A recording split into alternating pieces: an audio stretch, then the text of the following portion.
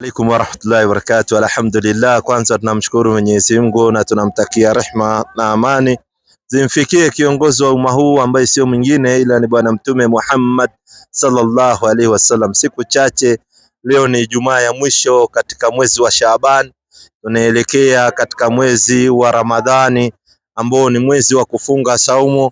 Tunamuomba Mwenyezi Mungu atufikishe tukiwa uhai na salama tuweze kufika katika mwezi wa Ramadhani, kwa sababu kuna wengi waliomba wafike katika mwezi wa Ramadhani lakini hawakujaliwa, ikawa muda wao wa kuishi katika dunia umekwisha na wakatangulia mbele ya haki. Naomba Mwenyezi Mungu awafanyie kaburi zao ziwe na usalama.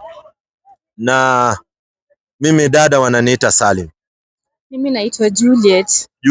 Juliet, Muislamu au Mkristo? Mimi ni Mkristo. Juliet ni Mkristo.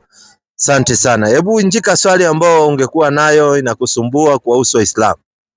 Mimi ningependa kujiunga na Waislamu, lakini sasa nina swali tu kwamba Waislamu ni lazima waolewe kwa Muislamu mwenzake. Sasa hiyo ndio inanisumbua tu. Hiyo isije ikakusumbua sana. Ni kweli Muislamu anafaa kuolewa na Muislamu mwenzake, ndio kwa sababu ya kuambatana kwa mambo mengi sana. Kwa mfano, ukiwa Muislamu sasa we dada, alafu ukoolewa na Mkristo na tukaingia katika mwezi wa Ramadhani kama hii tunaingia, Waislamu katika mwezi wa Ramadhani hawaruhusiwi kushiriki tendo ya ndoa katika mchana. Sawa? Sasa na mume wako amekuja na anahitaji akona hiyo, anataka yeye mambo ya tendo la ndoa, utafanya nini? Na wewe ni Muislamu, mtaanza kuvutana. Unaona? Lakini ikiwa ni Muislamu anajua hii utaratibu wa hii iko hivi iko hivi, so mambo mingi mtaambatana. Unaona? So ndio ina prefer mwanamke Muislamu aolewe na mwanaume Muislamu kwa sababu ya mambo mingi ya dini, na haki zako lazima utapata kwa sababu ni Muislamu mwenzako. Qur'ani 2:221 muonyeshe. Sikiza vizuri. Kwa jina la Mwenyezi Mungu mwingi wa rehema na mwenye kurehemu. Naam. Wala msiwaoe wanawake washirikina mpaka waamini. Asante. Na mjakazi mwenye kuamini ni bora kuliko muungwana mshirikina. Asante. Hata ingawa kakupendezeni. Wala msiwaoze wanaume washirikina, wanawake Waislamu mpaka waamini. Unaona? So mpaka awe ni Muislamu ndio aweze kukuoa, kwa sababu katika Uislamu peke yake ndio kuna ndoa. Yaani Uislamu ndio kuna ndoa hivi. Muislamu hawezi kukaa na wewe bila kwenda kuuliza wazazi wako. Unaona? So ili akikupenda anaenda anauliza wazazi wako, baba anaposa, alafu ndo anapewa wewe msichana, anakuchukua unakuwa mke wake. Sio ile come to stay. Yaani mtu amekaa na wewe, amekupatia mimba ya kwanza, mimba ya pili, ndio anakuuliza kwenu ni wapi. Unaona? Hiyo inakuwa ni katika miongoni mwa zinaa. So sijajua nini inakuvuta zaidi, ni kwamba umeolewa tayari na unataka kuwa Muislamu au tatizo liko wapi? Tatizo ni nimeolewa tayari na nataka kuwa Muislamu. Asante, hakuna tatizo kubwa, ila ni kwanza uwe Muislamu alafu uanze kusoma Uislamu. Unajua nafsi ni ya kila mtu. Wewe utaondoka siku yako. Leo ukifariki, si ati bwanako naye atafariki na wewe. Leo ukifariki bwanako ataoa mtu mwingine na waendelee kuishi. Kweli uongo? Kweli. Na yeye leo akifariki hata wewe huwezi kaa hivyo ati milele, na wewe utaolewa na mwingine. So kwanza isalimishe nafsi yako, kwanza uwe Muislamu, alafu ubadilishe paka mavazi kila kitu, alafu mueleze bwanako uzuri wa Uislamu. Na kama ni mahali pia unaweza tuita tukazungumza naye. Nambara vizuri tukazungumza naye, tukamueleza hivi na wewe pia uwe umesoma zile basics za Uislamu. Basi hiyo ingine yote Mungu ndiye anaongoza. Hiyo ndio tunaweza kukueleza. Mwenyezi Mungu ndio huwa anaongoza. Na kama atakuchukia ati kwa sababu ya kuwa Muislamu, Allah ndiye anatoa riziki na Allah ndiye anajua aliye mzuri zaidi kwako ni nani. Manake maisha ni yako na yeye, lakini leo ukiamua uamuzi ni wako na moyo wako. Swali lingine ni je, naam, kwa nini Muislamu akifa haruhusiwi kulala azikwe siku nyingine? Anazikwa siku yenyewe, alafu nasikia ni kwa nini anatolewa vitu zote tumboni ndio azikwe? Asante sana. Dada yetu anasema Muislamu akifa halali akazikwa kesho, alafu anatolewa matumbo yote kwa tumbo. Kwanza hiyo swala la kusema Muislamu anatolewa matumbo, hiyo ni uongo, huwa ni propaganda ya watu ambao wanachuki na Uislamu. Hakuna Muislamu anayetolewa matumbo, hakuna Muislamu anayetolewa utumbo katika mwili wake. Hiyo inakuwa ni propaganda watu wanazungumza. Na ukitaka vizuri, wakati ukiwa katika hii area ukiona msichana amefariki, msichana labda warika yako nini hivyo, hiyo age, unaruhusiwa unaenda pale, unaona namna anavooshwa. Hakuna ati mambo ya kuoshwa ati tumbo, hapana. Kwanza watu wanamwagiliwa maji na jug pole pole, au kama sio jug kuna kale kashawa kadogo, ndio mtu anaoshwa nako pole pole, akipanguzwa anaoshwa pole pole, akipanguzwa anaanza mkono wa kulia pole pole, kwanza anatawadhishwa pole pole, anaoshwa mkono wa kulia kuenda hivyo pole pole, upande wa kushoto pole pole, alafu anakafiniwa, anafungwa na kitambaa nyeupe. Hakuna mambo ya kutolewa matumbo. Mambo ya kutolewa matumbo inafanyika mochari. Wakati unapelekwa mochari kuna vitu inaitwa postmortem.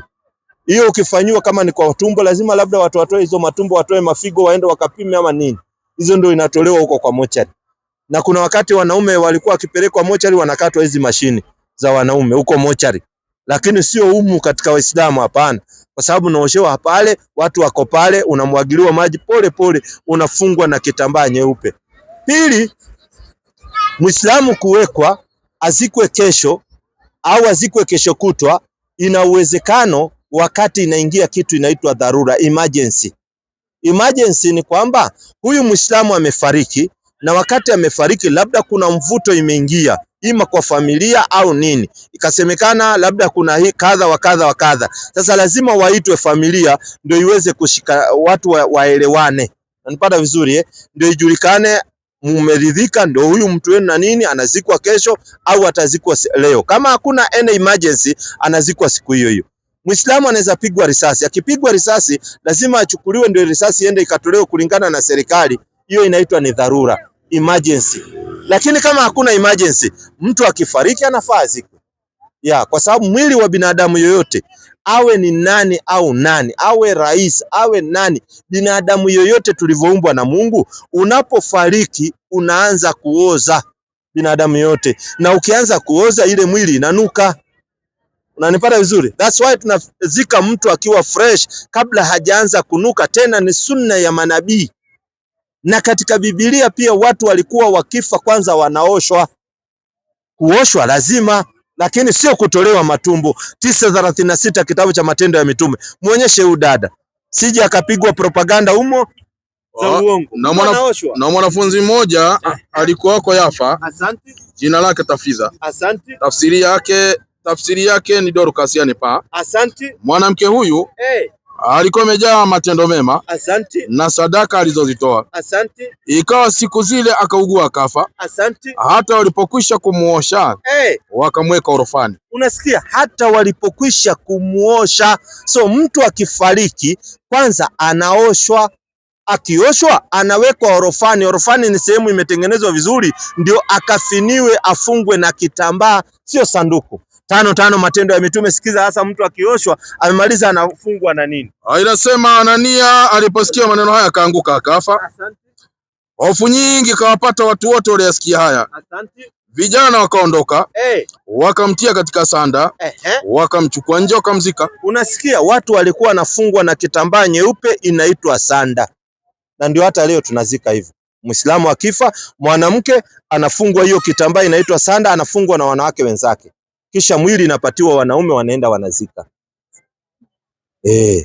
Very simple. Hakuna ati mambo ya kuweka disco matanga, sijui sanduku la 3, hapana. Very simple. Mazishi ambayo ni very simple duniani ni ya Waislamu. Na kupunguza gharama. Hakuna mambo ya kuwekwa mochari wiki 3, wiki 4 ya kazi gani. Mtu amefariki, mambo yake imekatika duniani. Swali lingine. Naam dada. Katika Wakristo sisi tunasema kwamba tunaikumbuka siku ya Sabato, tunaipenda kama siku ya Mungu wetu, ni siku ya kupumzika. Lakini Waislamu hawaendi kanisa siku ya Sabato, hawapumziki siku ya Sabato, wanaenda Ijumaa. Ni kwa nini? Sisi tunaenda msikitini kila siku, sio Ijumaa peke yake. Paka Sabato tunaenda katika msikiti. Ambao ni Jumamosi tunaenda msikitini, kesho tutakuwa msikitini pia. Leo ni Ijumaa tulikuwa msikitini, kesho tutakuwa msikitini. Kila siku tuko msikitini kwa sababu Mungu anapatikana kila siku. Mungu sio wa siku moja. 24 kwanza 36. Kwa jina la Mwenyezi Mungu mwingi wa rehema na mwenye kurehemu. Waonekane kwa kuswali nyakati 5 katika nyumba ambazo Mwenyezi Mungu ameamrisha zitukuzwe, na humo litajwe jina lake, yaani misikiti.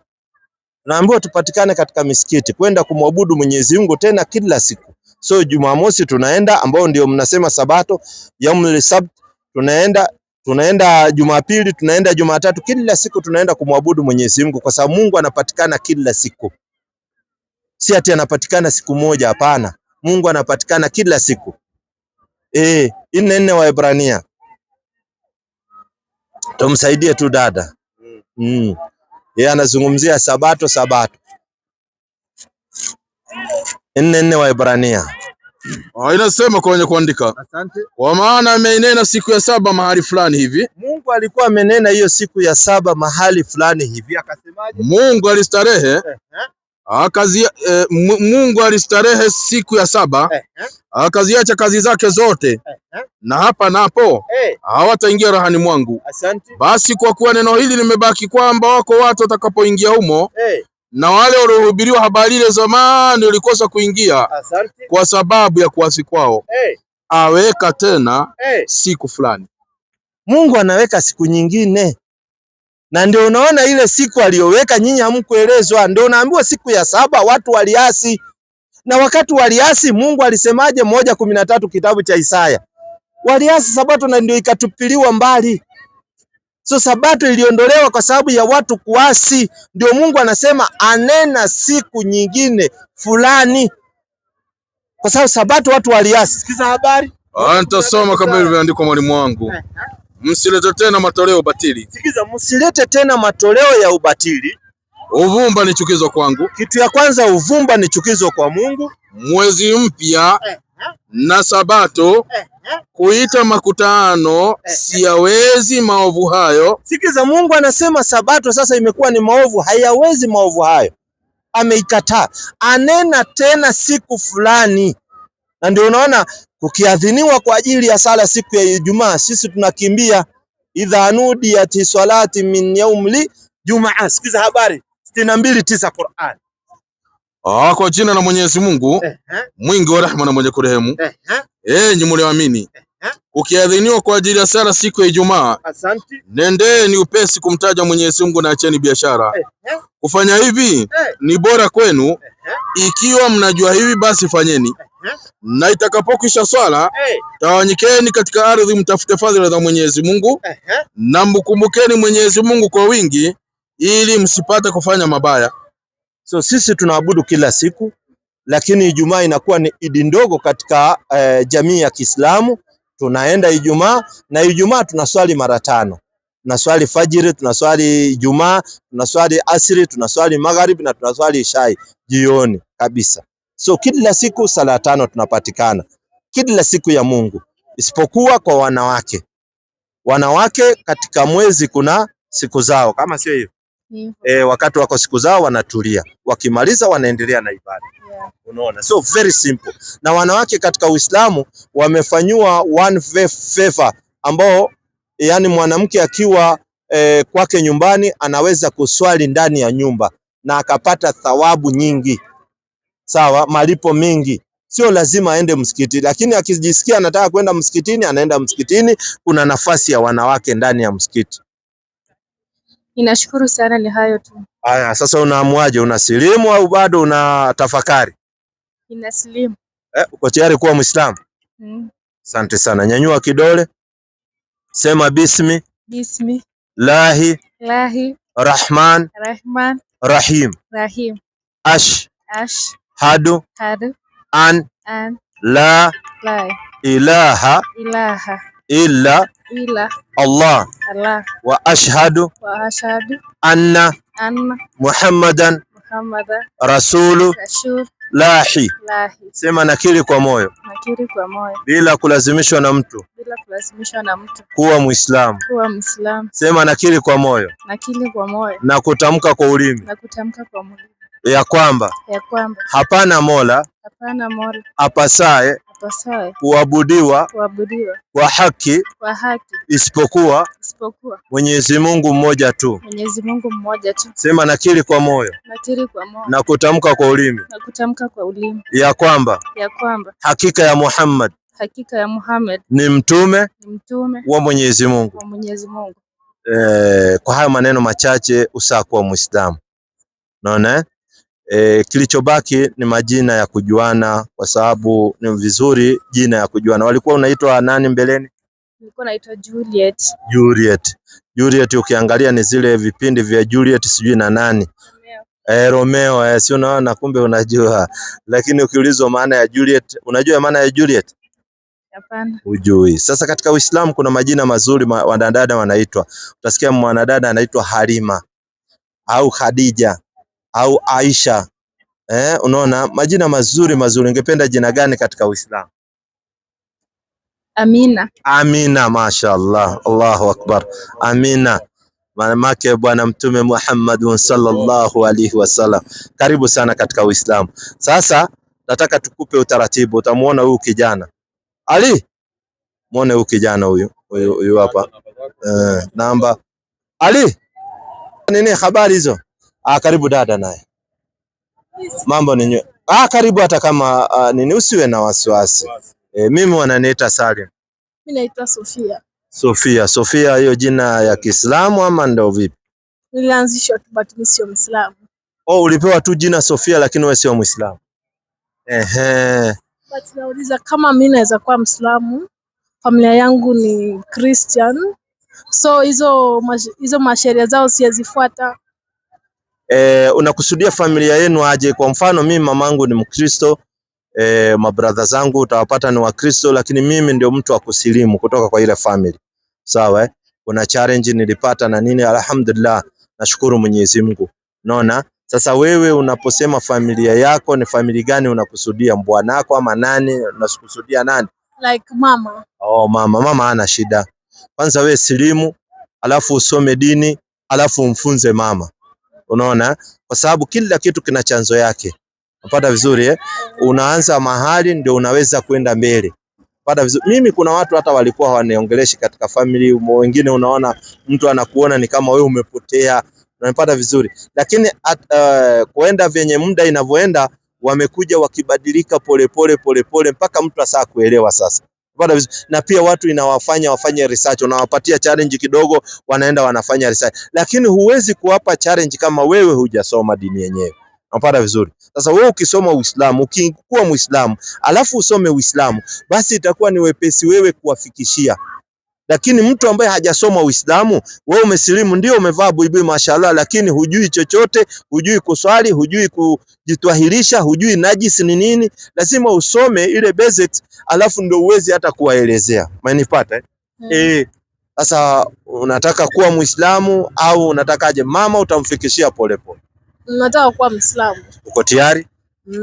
Nyanyua kidole. Hii ni kidole ya shahada. Mtu asije akauliza maswali. Kidole tu ya shahada. Sema bismi. Lahi. Rahman. Rahim. Ashhadu. An. La. Ilaha. Illa. Allah. Wa ashhadu. Anna. Muhammadan. Rasulu. Lahi. Sema nakiri kwa moyo.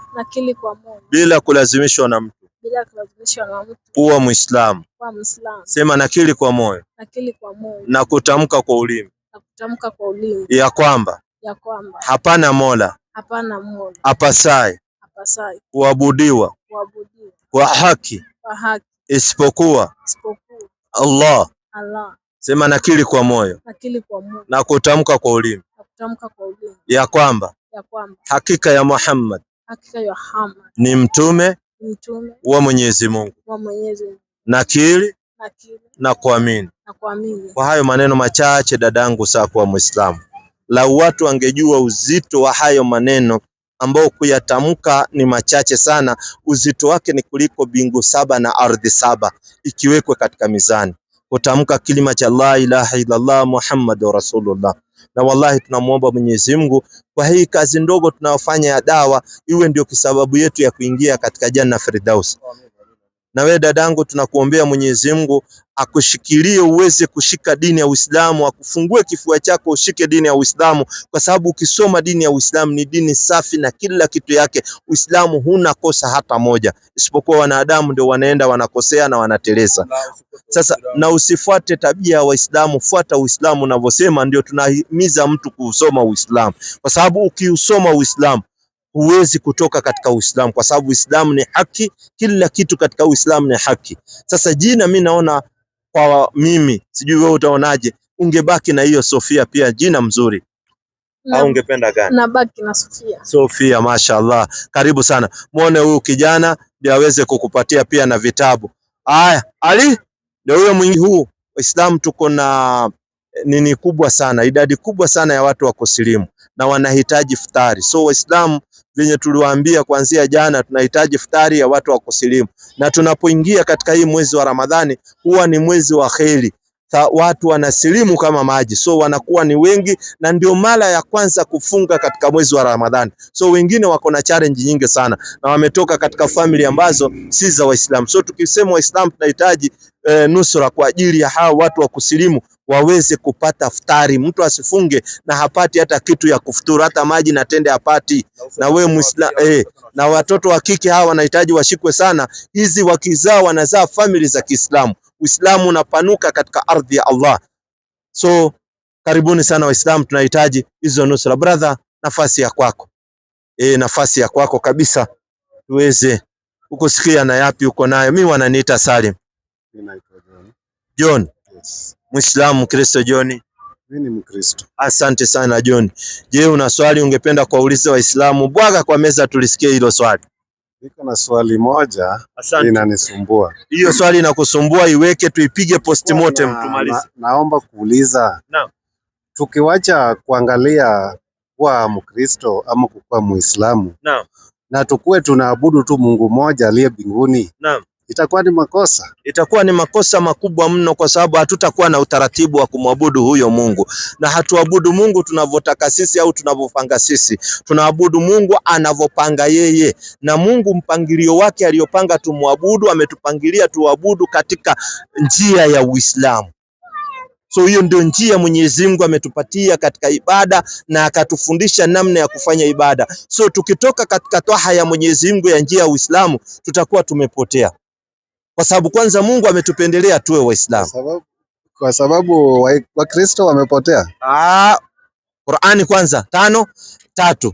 Wewe wasapotea kwa sababu wameacha njia ya Mungu. Na nitakuonyesha, siwe na wasiwasi. Kwa jina la Mwenyezi Mungu mwingi wa rehema na mwenye kurehemu.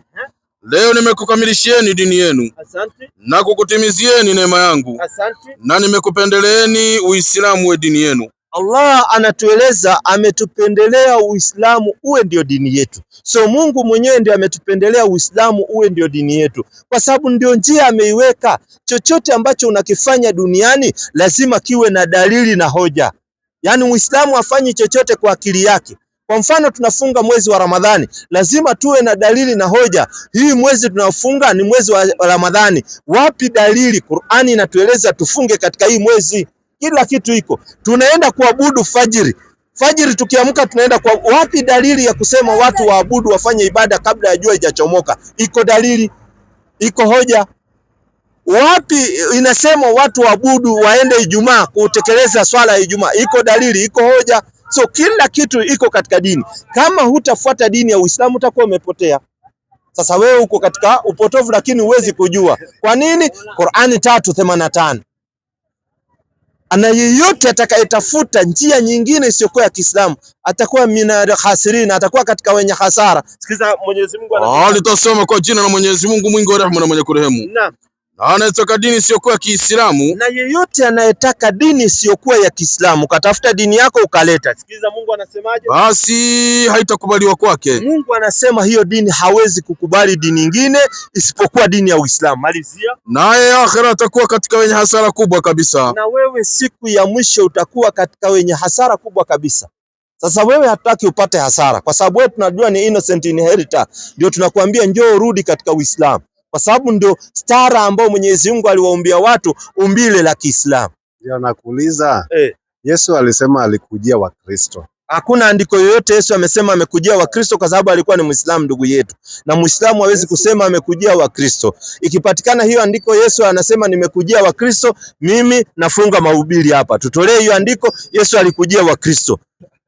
Kwa sababu Yesu Muislamu ndugu yetu. Nafanya research but kitu najua Yesu alikujia Wakristo na akakufia msalabani.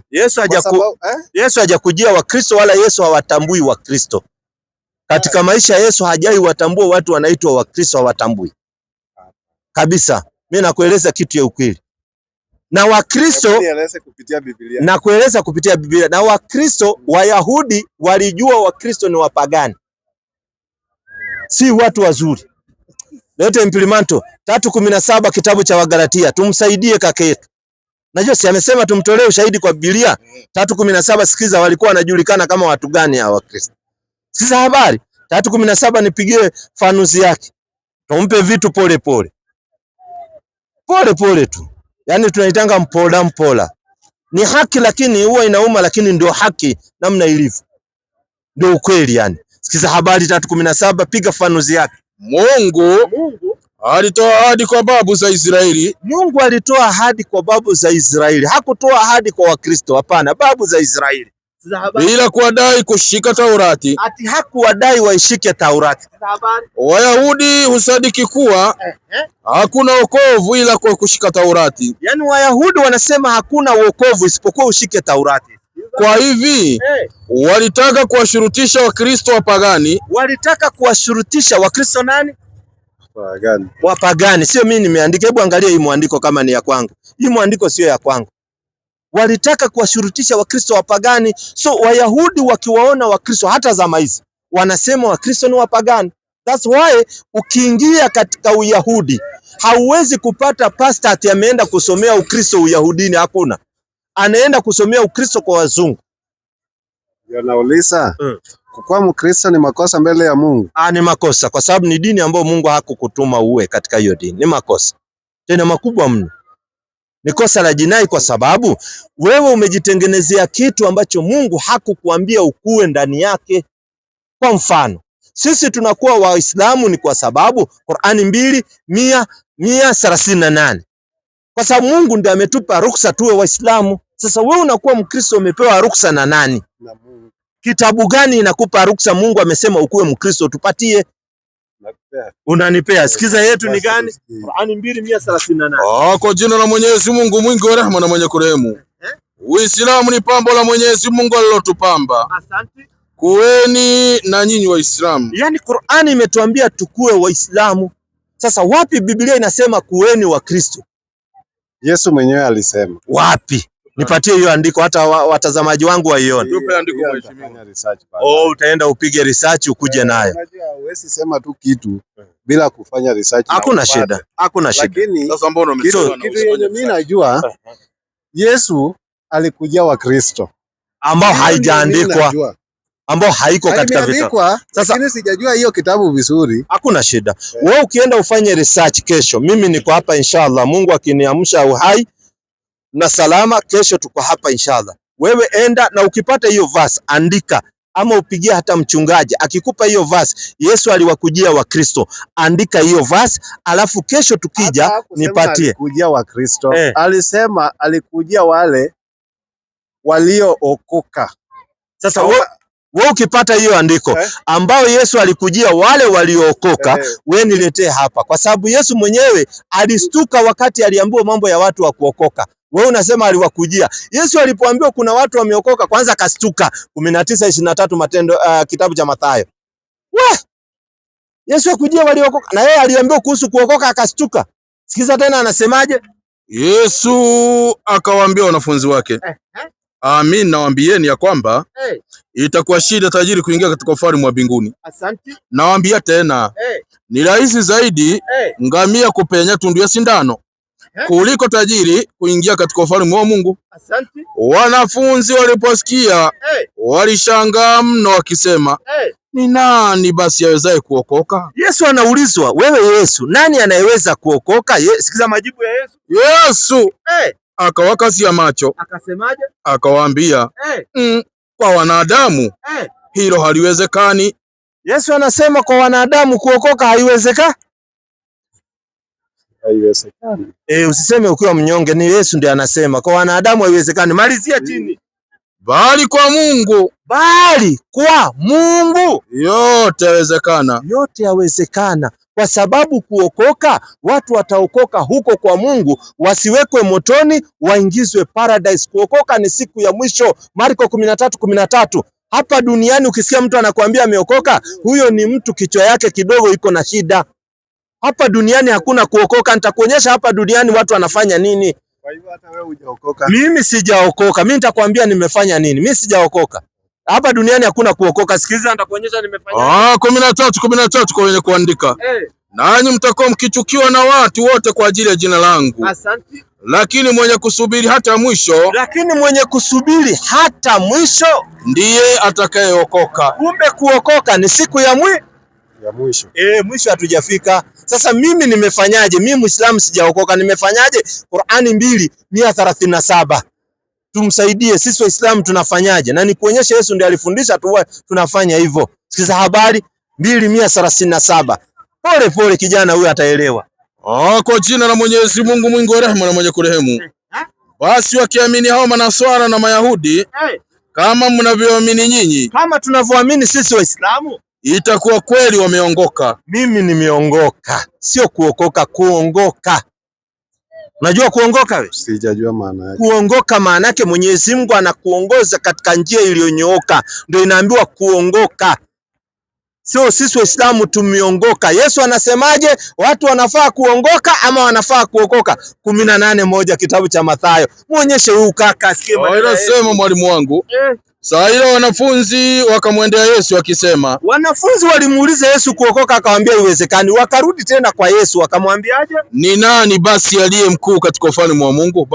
Walipoona ya kuokoka imegonga mwamba, wakamuuliza basi wewe Yesu lazima ujibu maswali leo. Ni nani aliye mkuu katika ufalme wa Mungu? Nani ambaye ni mkuu? Sikiza Yesu. Akawaita watoto. Yesu aliita watoto. Akamweka katikati yao. Akaweka mtoto katikati ya wanafunzi. Akasema, Amin nawaambia, msipoongoka na kuwa kama vitoto, hamtaingia kamwe katika ufalme wa mbinguni. Yesu anasema watu lazima waongoke. Na Qur'ani imesema kuongoka. Sio kuokoka. Kuna kuongoka. Hii sasa ndio naenda kutafuta maana yake pia nijue. Juu hii nimejua leo. Umejua leo. Na ndio umefanya vizuri kuja hapa kwa sababu elimu ni bure. Umejua leo. Yesu anaambia watu msipoongoka kama hawa watoto wadogo hamuwezi kuingia katika ufalme wa Mungu. Na Qur'ani inatuambia tuongoke kwa sababu kuokoka siku ya mwisho, lakini hapa duniani unaongoka, unaacha machafu, unafanya amri ambazo Mungu ameamrisha. Unakuwa Muislamu. Allahu Akbar. Na wewe ukiwa Muislamu tunakuita Bilal. Kanzo yako naandaa kesho nakuletea. Unasikia sasa vitu ndio hivyo. Leta maswali ama uwe Muislamu nafasi. Maswali nitakuja naye kesho, nitakuwa Muislamu kesho. Inshallah. Mungu akijalia tunakuombea dua Mwenyezi Mungu akufikishe hai mpaka hapo kesho. Ukija umesema ukiuliza maswali yako na utafiti utakaokuwa umefanya ndio utakuwa Muislamu. Karibu sana. Tunamalizia mwezi wa Shaaban, tunaingia Ramadhani, mwezi wa kheri. So karibu sana kesho, nafasi iko. Asalamu alaykum. Ende mbali. Mimi wananiita Salim kawaida. Na mimi naitwa Willy. Willy Muislamu, Kristo. Kristo. Wakristo wanakaa kama wewe Willy. Asante sana. Injika hiyo swali. Ile swali niliuliza katika Muhammad na Isa, mnamuita Isa, ni nani mtume wa ukweli ama ni nabii mgani wa ukweli? Wote wawili ni manabii wa ukweli. Nabii Isa ibn Maryam ni nabii wa ukweli, Nabii Muhammad sallallahu alaihi wasallam ni nabii wa kweli, na wote walikuwa ni Waislamu na wote ni manabii wa Mwenyezi Mungu. So wote ni wa kweli, hakuna wa uongo. Na ndio nikauliza Nabii Isa wakati alikufa, tuliambiwa alikufa na akavaa mbinguni. Huko mbinguni anakaa mkono wa kuume wa babake. Na je, Muhammad anakaa wapi? Asante sana. Aliyekuambia Nabii Isa alikufa ndio sijajua ni nani, kwa sababu Nabii Isa hajakufa. Alinyakuliwa na Mwenyezi Mungu. Qur'ani 4:157. Twende mpaka 158 kwanza tumalizane na hiyo, alafu ni kujibu ya bwana mtume Muhammad sallallahu alaihi wasallam. pole pole tu, usiwe na wasiwasi. Sikiza ya Nabii Isa ibn Maryam. Nitasoma kwa jina la Mwenyezi Mungu mwingi wa rehema na mwenye kurehemu. Tupe vitu. Na kwa ajili ya kusema kwao, sisi tumemuua Masihi Isa mwana wa Maryam, mtume wa Mungu, hali hawakumuua wala hawakumsulubu. Kwanza hawakumuua wala hawakumsulubu. Wama kataruhu wama sarabuhu, hawakumuua wala hawakumsulubu, hakuuawa. Sikiza habari kulienda, bali walibabaishwa mtu mwingine wakamdhani Nabii Isa. Asante. Na kwa hakika wale waliokhtilafiana katika hakika hiyo ya kumuua Nabii Isa, wamo katika shaka nalo jambo hilo la kusema kauawa. Teremka. Wao kabisa wana yakini juu ya jambo hili la kwa kweli wamemuua Nabii Isa, isipokuwa wanafuata dhana tu. Asante. Na kwa yakini hawakumuua, mbali Mwenyezi Mungu alimnyanyua kwake. Tunaelezwa hakuuawa. Njama ilikuwa wamuue Nabii Isa ibn Maryam. Nabii Isa akapiga dua kwa Mwenyezi Mungu ambao ndio muweza wa kila jambo. Mwenyezi Mungu akamnusuru nabii wake, akamnyanyua. Akampeleka wapi? Amempeleka katika bingu la 3. Na Muhammad yuko wapi? Na Nabii Muhammad sallallahu alaihi wasallam alifariki akazikwa katika Madina. Kwa nini Yesu aliposikwa alivuvuka akaenda mbinguni na Muhammad Yesu hakuzikwa? Nimekuambia Yesu hakufa, alinyanyuliwa na Mwenyezi Mungu. Sasa swali wewe unaniuliza mbona anyanyuliwe na Muhammad afe? Si ndio hiyo ama ni gani? Na wewe mbona uzaliwe Kenya huku zaliwa Amerika ama huku zaliwa Saudi Arabia? Ndio nakuuliza. Ndio nataka unijibu hiyo yako na mimi nitakumalizia hii. Kenya. Kwa nini ulizaliwa Kenya huku zaliwa Tanzania? Kenya. Kwa nini uzaliwe Kenya huku zaliwa Tanzania? Kwa Kenya. Ndio nauliza mbona uzaliwe Kenya huku zaliwa Tanzania? Mimi si Mtanzania. Mimi ni Mkenya. Ndio nauliza hivi. Ili uzaliwe Kenya, mbona uzaliwe Kenya huku zaliwa Tanzania ama Kongo? Si wazazi wote wako hapa Kenya. Wawe ni wazazi ama nini? Ni mipango ya nani uzaliwe Kenya? Ni Mungu. Basi sasa hata ile ya Muhammad ni mpango ya Mungu, ya Yesu ni mpango ya Mungu. Mungu anapanga anavyotaka. Na ndio unaona wewe leo ukazaliwa ukiwa mwanaume huku uzaliwa ukiwa mwanamke. Ni mipango ya nani? Ya Mungu. Na ndio ngoja ndio ukaona ukazaliwa kwa hiyo kabila uliozaliwa. Uliandika barua? Sikuandika. Ni mpango ya nani? Ya Mungu. So kila kitu ni mpango ya Mungu na Mungu anapanga anavyotaka. Alivyopanga Muhammad afariki katika Madina, azikwe katika Madina. Alivyopanga Nabii Isa anyanyuliwe kwa sababu ni mpango ya Mungu. Mungu akapanda Ibrahimu akufe na azikwe kule. Namna alivyopanga Ibrahimu, namna alivyopanga Mwenyezi Mungu. So hii yote ni mipango ya Mungu. Na wewe leo uko hai, kuna watu wamekufa. Yote ni mpango ya nani? Ya Mungu. Kwa sababu Mungu anapanga anavyotaka. Sasa huwezi kumkosoa Mungu. Atoe Mungu, mbona ulipanga hivi, mbona hukupanga hivi? Hiyo ni mpango ya Mungu kaka. So Mungu anapanga anavyotaka. Sisi tunaamini mambo ya Mungu anavyoweka ni ya ukweli. Na akamfanya Muhammad awe ndio mwisho wa mitume, na akamfanya Nabii Isa awe ndio mtume kwa wana wa Israeli, akafanya Nabii Musa alayhi salam ndio atawatoa Banu Israeli kutoka Misri kuwapeleka katika nchi aliyowaahidi. So ni mipango yote ya Mungu. Na sisi akatufanya tuwe wa Kenya na ni mipango ya Mungu. Labda mimi ningependa nizaliwe labda pale karibu Maka niweze kuenda kuhiji kwa wepesi. Lakini Mungu kajalia tukazaliwa humu Kenya. Pata vizuri Na kwa family tuliozaliwa sio sisi tumeandika barua, ni mipango ya Mungu. Sasa huwezi kosoa mipango ya Mungu. Injika swali. Na kuuliza. Uliza. Isa babake hapa duniani, babake duniani alikuwa anaitwa Joseph. Na Isa hakuwa na baba kwanza. Alikuwa na baba. Wewe sikiza vizuri. Qur'ani 3:45. Isa hakuwa na baba. Labda muwe mna Yesu yenu mmetengeneza ndio ako na baba. Lakini Isa ibn Maryam ndio anaitwa Isa mtoto wa Maryam, kwa sababu katika desturi ya Kiislamu mtoto anaitanishwa na babake. Mtoto yeyote anaitanishwa na surname.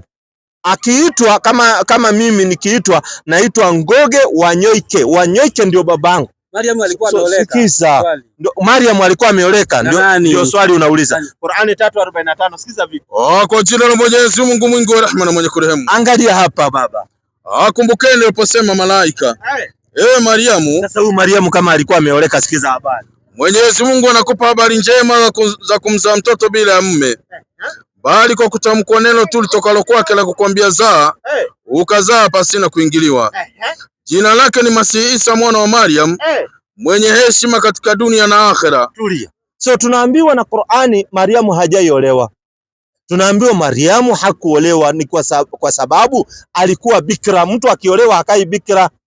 Ama una habari wewe? Mwisho hakuoleka. Hakuoleka hata mwishowe alikufa hivyo hivyo. Mwanzoni hakuoleka, na wakati alizaa Nabii Isa ibn Maryam kulingana na historia katika Uislamu hakuoleka. Alifungia chapter kwa Isa. Alifungia chapter kwa Isa ibn Maryam. Hakuzaa watoto wengine. Lakini Biblia ndio nakueleza kulingana na Qur'ani. Na kulingana na imani ya Uislamu.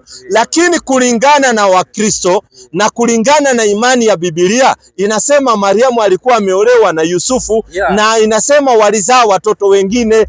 So Yesu alikuwa na mabrothers, lakini katika Uislamu khalas hakuzaa watoto wengine, alizaa mtoto mmoja, na kwa sababu hakuolewa. Na cha ajabu huko alikuwa ameolewa na bado ni bikira. Nashangaa utaoa mtu na bado ni bikira.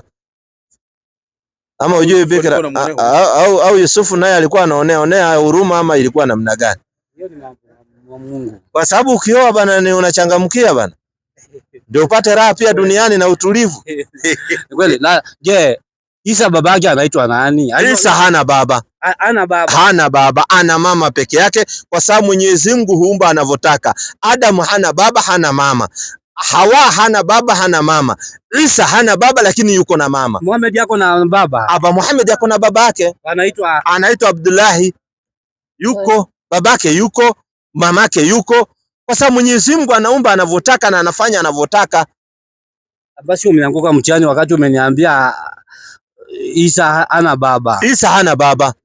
Hana baba, lakini kwa Wakristo wanasema Yesu ako na baba na ako na mama. Maanake baba ya Yesu na mama walipatana ndio akapatikana, lakini sisi tunajua Yesu amezaliwa bila baba, lakini yuko na mama, miujiza ya Mwenyezi Mungu. Na sio ajabu ati Yesu tu ndio hana baba. Kuna wengine hawana baba na hawana mama.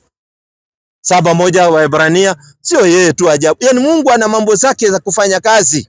Yaani Mungu anaweza hata mwanaume kubeba mimba na akazaa bila mwanamke mahali popote, kwa sababu Mwenyezi Mungu anafanya anavyotaka. Anapotaka jambo huliambia kun fayakun, linakuwa. Sikiza kama huyu alipatikana hana baba. Kwa maana Melkizedeki mfalme wa Salemu. Kuna jamaa hapa alikuwa anaitwa Melkizedeki, tena alikuwa ni mfalme wa Salemu, tena alikuwa zama za Nabii Ibrahimu alayhi salam. Sikiza habari zake.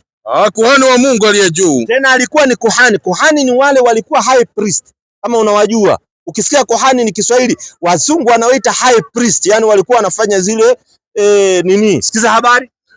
Aliyekutana na Ibrahimu alipokuwa kirudi katika kuwapiga hao wafalme. Tena alipatana na Ibrahimu ana kwa ana, wakaonana na Nabii Ibrahimu alayhi salam. Huyu anaitwa Melkizedeki. Sikiza habari zake. Akambariki. Tena alibariki Ibrahimu, ambaye Ibrahimu alimgawia sehemu ya 10 ya vitu vyote. Asante. Tafsiri ya jina lake la kwanza ni mfalme wa haki. Asante. Tena mfalme wa Salemu. Maana yake mfalme wa amani. Hana baba, hana mama, hana wazazi, hana mwanzo wa siku zake, wala hana mwisho wa uhai wake. Asikia. Tena Mungu anamsema kuna huyu mwingine anaitwa Melkizedeki. Huyu kwanza hana baba, tena hana mama. Wacha Yesu ana mama. Yesu kanyonya kwa mamake. Yesu kazaliwa na huyu hana mama. Alitoka wapi? Alitoka kwa Mwenyezi Mungu, kwa sababu Mwenyezi Mungu anaumba anavyotaka. Mungu leo anaweza sema kitu kitokee na hakina mwanzo wala mwisho wake. Anajua namna anavyoumba Mwenyezi Mungu. Anaitwa bora wa waumbaji ni Mwenyezi Mungu. Anaumba anavyotaka. Angalia jinsi alivyomuumba ngamia. Yaani ngamia ana mishipa mbili katika hii nundu yake. Akienda katika jangwa, sehemu ambao ni hot kabisa kama Northeastern, wakati kuna hot, mshipa moja inaleta nini ya ubaridi. Inafanya ile nundu yake haiwezi kuyeyuka yale mafuta yake. Akienda sehemu ya joto, mshipa moja inafanya ile nundu, akija sehemu ya baridi, mshipa moja inafanya ile nundu yake inakuwa ni baridi, inakuwa ni moto, ili ile nundu yake ishishikane isigande. Unacheza na Mwenyezi Mungu, anaumba anavyotaka. Amemuumba mwanadamu ako na megabytes 1000 kwa kichwa, megabytes, yani ile ya kuweka memory. Mtu mliyepatana naye ukiwa miaka 10 na saa hii uko miaka 60, ukipatana naye umwangalie hivi, memory yako ikianza kupiga nyuma inamkumbuka. Ndio amemuumba mwanadamu hivyo. Hatari kuliko kompyuta binadamu. Megabytes zile amepatiwa katika akili zake. Inampatia akiangalia hivi binadamu kitu, ana capture, anapeleka kwa mind, anajua ile ni gari, ile ni umbwa, ile ni mbuzi. Yani ukiangalia tu kwa macho hivi, isaingia kwa kompyuta yako ya kichwa, isa kwambia ile ni mbuzi, ule ni mwanaume, ule ni mwanamke. Ajabu ya Mwenyezi Mungu anavyoumba, anaumba atakavyo. Nimesikia ukisema Isa ni Muislamu. Muislamu kabisa 100%. Hakuna Isa ni Muislamu. Ni Muislamu ndugu yetu kamili. Alizaliwa lini basi Isa? Alizaliwa hivi 19:16 kitabu cha Qur'ani. Sikiza vizuri. Muhammad alizaliwa 570 AD. Hamna tatizo. Huo Isa alizaliwa lini? Hamna tatizo, sio na wasiwasi. 19:16 Qur'ani. Kwa jina la Mwenyezi Mungu mwingi wa rehema na mwenye kurehemu. Asante, tupe vitu pole pole. Anataka ajue tarehe aliyozaliwa Nabii Isa ibn Maryam ndio aanze atikwenda kusherehekea. Hamna cha kusherehekea hapa. Sikiza habari. 19:16. Namtaje Mariamu kitabuni humu. Tena Muhammad sallallahu alaihi wasallam, Abu Kasim anaelezwa mtaje Maryam katika kitabu cha Qur'ani. Sikiza habari wewe. Alipojitenga na jamaa zake, akaenda mahali upande wa mashariki wa msikiti. Mariamu alikuwa akienda kwa msikiti, hakuwa anaenda kanisani. Yani alienda upande wa mashariki wa msikiti. Tena huo msikiti alioenda Mariamu huko mpaka leo watu wanaenda wanauona. Mariamu alikuwa akiabudu huu msikiti huko Jerusalem, na ndio nasikia Mayahudi wanapiga ndio waweze kuharibu historia, kwa sababu wanajua watu wasajua Mariamu ni Muislamu, Yesu Muislamu. Sikiza habari wewe. Akaweka pazia kujikinga nao. Yani Mariamu alipoingia kwa msikiti aliweka pasia, akakaa pande ile, wanaume wakae pande ile. Tukampelekea muisha sharia yetu Jibril. Asante. Akajidhimirisha kwake kwa sura ya binadamu aliye kamili. Mariam akasema, hakika mimi najikinga kwa Mwenyezi Mungu mwingi wa rehema aniepushe nawe. Asante. Ikiwa unamuogopa Mwenyezi Mungu, ondoka basi, ondoka nenda zako. Asante. Malaika akasema, hakika mimi ni mjumbe wa Mola wako, ili nikupe mwana mtakatifu. Asante. Akasema, ninawezaje kupata mtoto hali hajanigusa mwanaume yote kwa njia halali? Asante. Wala mimi si mwanamke mwenye kuzini. Malaika akasema, mimi ni kama hivyo unavyosema, lakini Mola wako amesema, haya ni sahali kwangu, ili tumfanye muujiza kwa wanadamu na rehema itokayo kwetu. Ndio tumefanya hivi. Teremka tupe vitu. Na hili ni jambo lilokwisha hukumiwa. Teremka tupe vitu. Basi akachukua mimba yake, akaondoka nayo mpaka mahali pa mbali. Kisha uchungu kampeleka katika shina la mtende.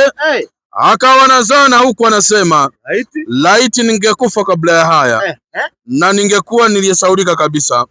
So Mariamu tunaambiwa amezaa Isa ibn Maryam chini ya mti ya mtende. Tena alitoka kwa msikiti ndio akaletewa habari, kwa sababu alikuwa ni Waislamu. Lakini siku aliyemzaa haijatajwa ndani ya Qur'an. Kwa nini na Muhammad inatajwa? Si uniambie kama Muhammad alizaliwa 570. Ndio nakupa sasa nini yoyote.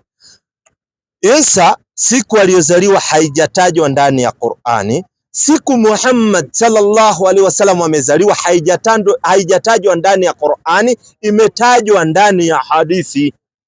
Sawa, na sira ya mtume ndio imemtaja siku aliyozaliwa na nini iliyotokea. Lakini kuzaliwa kwa Nabii Isa ibn Maryam hakujatajwa ndani ya Qur'ani, na kuzaliwa kwa Muhammad hakujatajwa siku ni hii alizaliwa ndani ya Qur'ani, imetajwa katika sira na katika hadithi.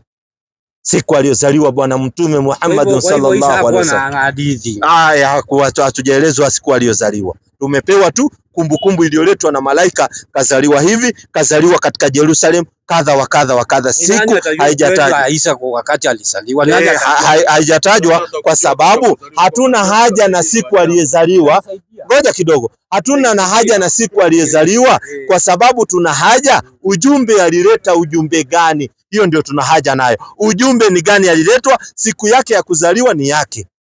Sisi haitusaidii siku yake ya kuzaliwa, na mama yake ndio anajua siku yake ya kuzaliwa. Sisi siku ya watu kuzaliwa hatuna haja nayo. Tuna haja na ujumbe iliyoletwa. Tunajifunza yani tunajifunza ujumbe gani aliyokuja nayo kutueleza tumwabudu Mwenyezi Mungu, tufanye kadha wa kadha wa kadha. Ujumbe aliyokuja nao Yesu ndio huu ambao tuna haja nao. Qur'ani 5:72. Hivyo Muhammad hakuleta ujumbe. Muhammad kaleta ujumbe, takupa wa Muhammad. Wewe kuwa mpole, wacha nikupe wa Isa alafu nikupe ujumbe wa Muhammad sallallahu alayhi wasallam. Wama arsalnaka ila rahmatan lil alamin. Yani ametumwa kwa ajili ya walimwengu wote alafu akose kuleta ujumbe. ametupa ujumbe kibao 572 Qur'an. Hujaona ujumbe wa Muhammad, utaiona leo na utaisikia leo. Sasa utaisikia ya Muhammad leo. Wacha tumalizane na hii ya Isa. Qur'ani 572 baba. Teremka vipi? Kwa jina la Mwenyezi Mungu mwingi wa rehema na mwenye kurehemu. Bila shaka wamekufuru wale waliosema Mwenyezi Mungu ni Masihi Isa bin Maryam. Tupe vitu. Na hali ya kuwa Masihi alisema enyi wana wa Israeli, mwabuduni Mwenyezi Mungu Mola wangu na Mola wenu. Sikiza ujumbe wa Isa ibn Maryam, alikuja akaambia watu msiniabudu mimi Yesu, abuduni Mungu wangu na Mungu wenu, kwa sababu Mungu ni mmoja. Ndio ujumbe alioleta Nabii Isa ibn Maryam, ujumbe alioleta Nabii Muhammad sallallahu alaihi wasallam. Kaka anasema hajaisikia Qur'ani 18:110. Sikiza ujumbe wa Muhammad sallallahu alaihi wasallam aliopewa na Mwenyezi Mungu, na ujumbe wa Qur'ani wote ni wa Bwana Mtume Muhammad alipewa na Mwenyezi Mungu. Sikiza habari baba, sikiza sasa, na umuonyeshe na macho asikize. Naona kwa jina la Mwenyezi Mungu mwingi wa rehema na mwenye kurehemu. Tupe vitu. Waambie bila shaka mimi ni binadamu kama nyinyi. Muhammad ujumbe wake ndio huyo, anakuja anatuambia yeye ni binadamu kama sisi. Teremka. Isipokuwa nimeletewa wahi tu, ndio tofauti yangu. Yani analetewa ufunuo, ndio tofauti yake na sisi. Analetewa ufunuo gani? Ujumbe gani anapewa? Ninaletewa wahi ya kwamba Mungu wenu ni Mungu mmoja tu. Kumbe ujumbe wa Muhammad ameleta ni kwamba Mwenyezi Mungu ni wangapi? Mmoja peke yake. Sikiza ujumbe mwingine alioleta Muhammad, Qur'ani 3:200. Wewe ati hujaisikia bana, na wewe ni ummati Muhammad na uko huku na sisi tuko huku. Thubutu ukose kusikia ujumbe. Ujumbe lazima tukupe, labda ukatae mwenyewe. Hatuforce na kuonyesha. Sasa tuna force aje wewe umeniambia tukuonyeshe. Qur'ani 3:200 tupe ujumbe. Kwa jina Mwenyezi Mungu mwingi wa rehema na mwenye kurehemu. Enyi mlioamini. Tena enyi mlioamini. Wewe umeamini? Kawaida. Asante. So ni wote wanaambiwa walioamini. Enyi mlioamini. Mcheni Mwenyezi Mungu kama ipasavyo kumcha. Sikiza ujumbe wa Muhammad. Anasema tu ukiwa unaamini uabudu Mungu ipasavyo kumcha. Sikiza habari. Wala msife isipokuwa mmekwisha kuwa Waislamu kamili. So ujumbe wa Muhammad anatuambia mtu asidhubuti kukufa isipokuwa amekuwa nani? Mungu. Rudia. Enyi mlioamini, mcheni Mwenyezi Mungu kama ipasavyo kumcha. Wala msife isipokuwa mmekwisha kuwa Waislamu kamili. Ujumbe wa Muhammad anatuambia kama unaamini Mungu, uabudu Mungu na usikufe kama wewe sio Muislamu. Kwa tayari kuwa Muislamu? Kwa kwani mnalazimisha mtu kuwa Muislamu? Swali anauliza, je, watu wanalazimishwa kuwa Waislamu? Qur'ani 2:256. Kwa jina la Mwenyezi Mungu mwingi wa rehema na mwenye kurehemu. Hakuna kulazimishwa mtu kuingia katika dini. Hakuna kulazimishwa mtu. Tunakulazimisha ya nini?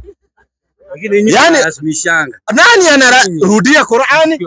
Hakuna kulazimishwa mtu kuingia katika dini. Sasa mimi nitakulazimishaje wakati Qur'ani inasema hakuna kulazimisha? Alafu mimi nikukufikishia tu. Mimi sikulazimishi. Kwa sababu ukiwa Muislamu sio faida yangu, ni faida yako. Mimi kawaida ni saa tekeleza ujumbe ambao nimeambiwa, kazi yangu ni kufikisha. Nimefikisha. Sasa wewe kuwa Muislamu ni faida ya nafsi yako. Ukikosa kuingia ni hasara yako. Sasa ndio naambiwa hakuna kulazimisha mtu kuingia katika kuingia Uislamu, niko na hasara. Ukikosa kuingia katika Uislamu uko kwa hasara. Hakuna hasara iko hapo. Mimi nimeingia Kristo. Wewe umeingia Kristo. 15:18 wa Korinto wa kwanza. 15:18. Asante. 15:18 wa Korinto wa kwanza, yeye anasema yeye ni Mkristo ana hasara. Tumbe vitu tu wa Korinto wa kwanza 15:18. Kumbe Mkristo anasema 15:18. wa Korinto wa kwanza. Na hapo wao nao waliolala katika Kristo wamepotea. Angalia vizuri. Bible yenu kwani ndio mnaandika hizi Bible? Sio mimi nimeandika. Sasa hii ni mwandiko yangu, angalia. Hii ni mwandiko yangu, ama uko nayo kwa simu? Tusome yako kwa simu. Hebu rudia hiyo basi. 15:18. Unajua sijaandika mie. Na hapo wao nao waliolala katika Kristo wamepotea. Kama katika maisha haya tumemtumaini Kristo, sisi tu maskini kuliko watu wote. Kwa hiyo tumepotea, si wa Kristo. Kwani ni mimi nimesema? Sio mimi nimesema, ni kitabu. Sasa wewe kama utaenda kotini, peleka hichi kitabu, sio mimi. Mimi nimequote. Umeona? Pia nyinyi ni maskini kuliko watu wote. Una swali lingine? Je, nani huua? Ni shetani ama ni Mungu? Anauliza nani huua, ni shetani ama ni Mungu? Katika itikadi ya Kiislamu na imani ya Kiislamu ni kwamba Mungu ndiye anaua na ndiye anahuisha, hakuna mwingine. Kwa nini Yesu wakati alivisit nini? Alivisit nini? Lazaro alilia. Kwa nini alilia kama Mungu ndiye analeta kifo? Kwa nini Yesu alilia wakati alienda kuvisit Lazaro wakati yeye ni mwanadamu ana huzuni? Si ni rafiki yake amekufa. Hata wewe rafiki yako akikufa utalia tu kwa sababu uko na huzuni. Alikuwa ni rafiki yake. Yesu yule alikuwa ni rafiki yake, ndio akamulilia kwa sababu alikuwa ni rafiki yake, amempenda. Kwa hivyo kifo huletwa na Mungu. Kifo huletwa na Mungu. Hakuna, lakini Biblia inasema kifo inaletwa na Mungu na ingine inaletwa na shetani. Ni gani ya shetani? Sijajua, sasa hiyo ni Biblia. Ya Biblia ndio inachanganya hapo. Soma hiyo ya Biblia hapa. Ambayo inasema inaletwa na shetani, uniambie. Biblia inasema kifo saa zingine ati shetani ndio alikuwa muuaji. Kwanza Yesu ndiye 8:44 kitabu cha Biblia wapi kwa kuua? Nitakuonyesha. 8:44 kitabu cha Yohana. Wewe una maswali leo kumbe? Leo umeamua kweli leo. Sikiza vitu. 8:40 mwalimu wangu anasema. 44, enda 44 moja kwa moja. Ninyi ni wa baba yenu Ibilisi. Yesu anawaambia nyinyi ni wa baba yenu Ibilisi. Na tamaa za baba yenu ndizo mpendazo kuzitenda. Yeye huyu Ibilisi alikuwa muuaji tangu mwanzo. Wala hakusimama katika kweli. So Yesu anatangazia watu Ibilisi ndiye alikuwa muuaji tangu mwanzo. Musa anakataa. Musa anasema nani alikuwa anaua? 32:39 kitabu cha Kumbukumbu ya Taurati. Fahamu sasa ya kuwa mimi naam, mimi ndiye, wala hapana Mungu mwingine ila mimi. Naua mimi na huisha mimi. Musa wote wanaua. Ni Biblia ndio inaleta hivyo. Sisi Waislamu tunajua Mungu peke yake ndio anaua, kwa sababu aliyeleta uhai ndio anaweza kutoa hiyo uhai. Ndio ana amri ya kutoa hiyo uhai. Mwenye alileta uhai ndio ana amri ya kutoa hiyo uhai. Na ndio unaona unaweza ukaja ukamiminiwa marisasi 17 na uwezi kufa kama Mungu hajasema ukufe. Mchungaji naye anakorofisha. Mchungaji unajua anaona kama mshirika anaenda hivyo. Lakini kuna kitu sijaamini. Asante, we nenda basi, alafu ukija kesho uwe umejiandaa vizuri. Usiwe na wasiwasi.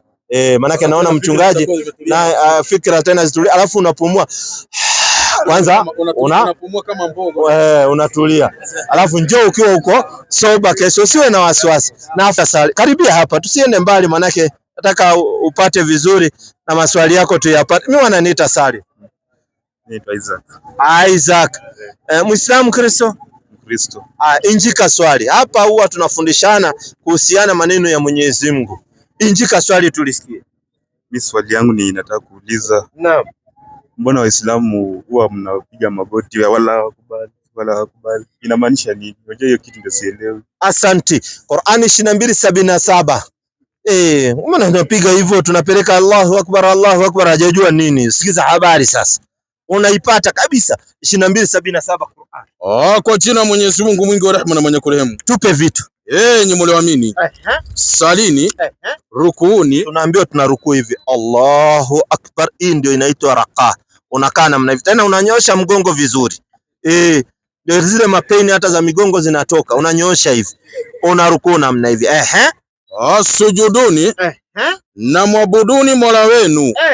Nafanyeni mema ili mpate kufaulu. Tunaambiwa tukitoka katika rukuu na sujuduni. Kusujudu maana yake unapeleka paji la uso mpaka chini hivi. Na hapo tunapopeleka tunaambiwa ndio mnamwabudu Mwenyezi Mungu. So tunapoenda katika sijida tunamwabudu Mwenyezi Mungu aliyeumba mbingu 7 na ardhi 7. Ni ibada. Ndio inatekelezwa hivyo. Na sasa farazi. Mnasema Yesu alikuwa Muislamu, alikuwa ndugu yenu. Yesu Muislamu ndugu yetu tena vizuri sana. Na mimi sikuona pahali Yesu paliandikwa ati alifanya hivyo vile tunafanya. Yesu hakufanya hivi. Sikiza kwanza anasemaje 4:10 Mathayo. Wewe.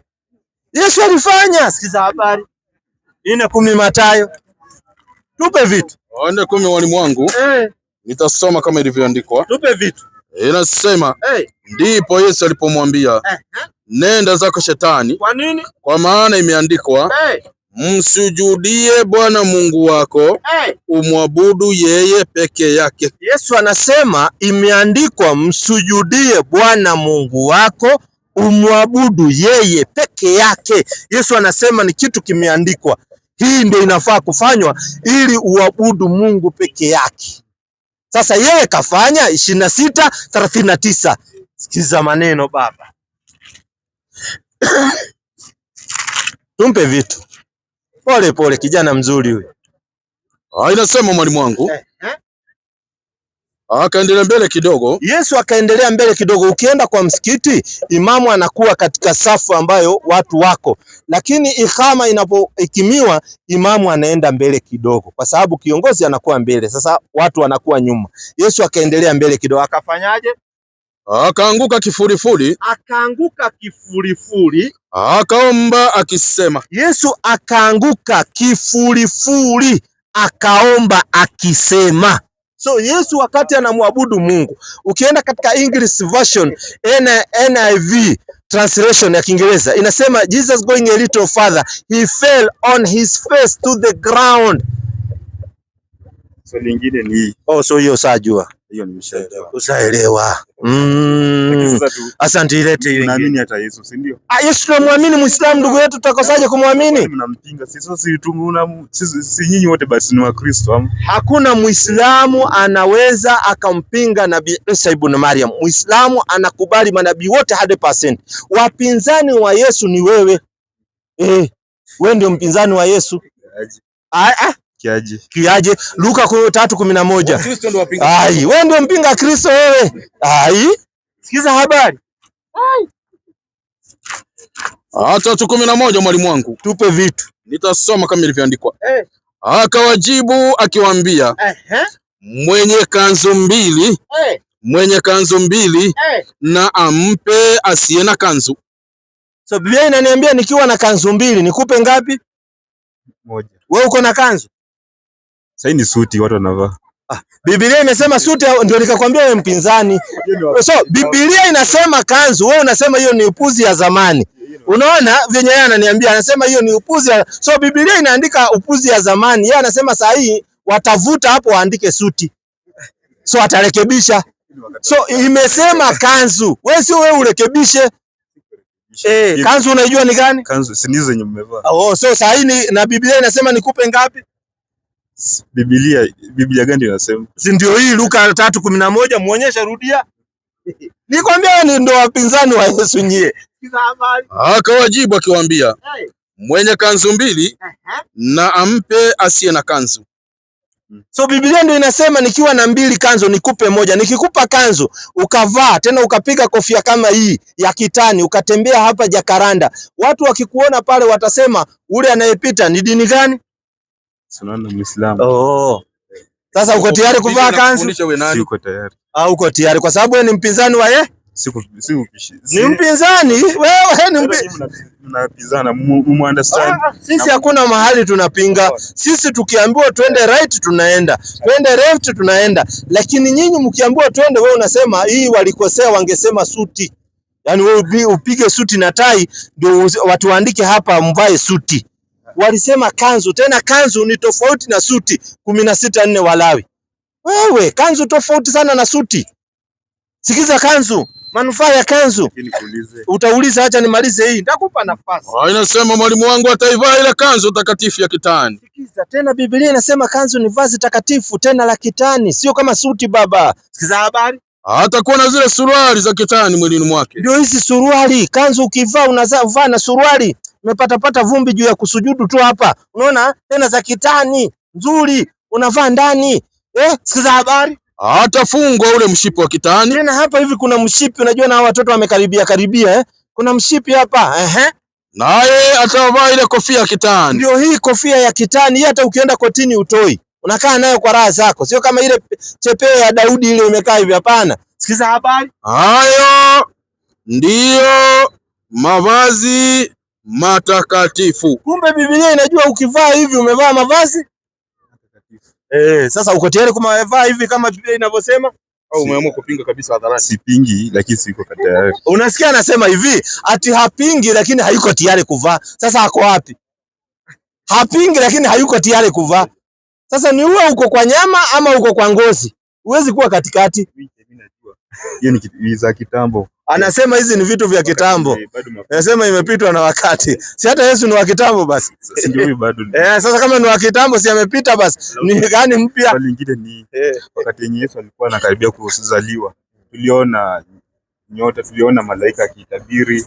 Na Muhammad nani alitabiri akitaka kuzaliwa? Akitaka kuzaliwa Muhammad aliyetabiri ni huyu 61:6 Qur'an. Sikiza vitu. Yaani wewe ukiuliza tu vitu tunakupa tu. Ni kama wakati unakunywa maji baridi ukiwa Mandera. Nikisoma hivi nikonfirmie kwa wingi.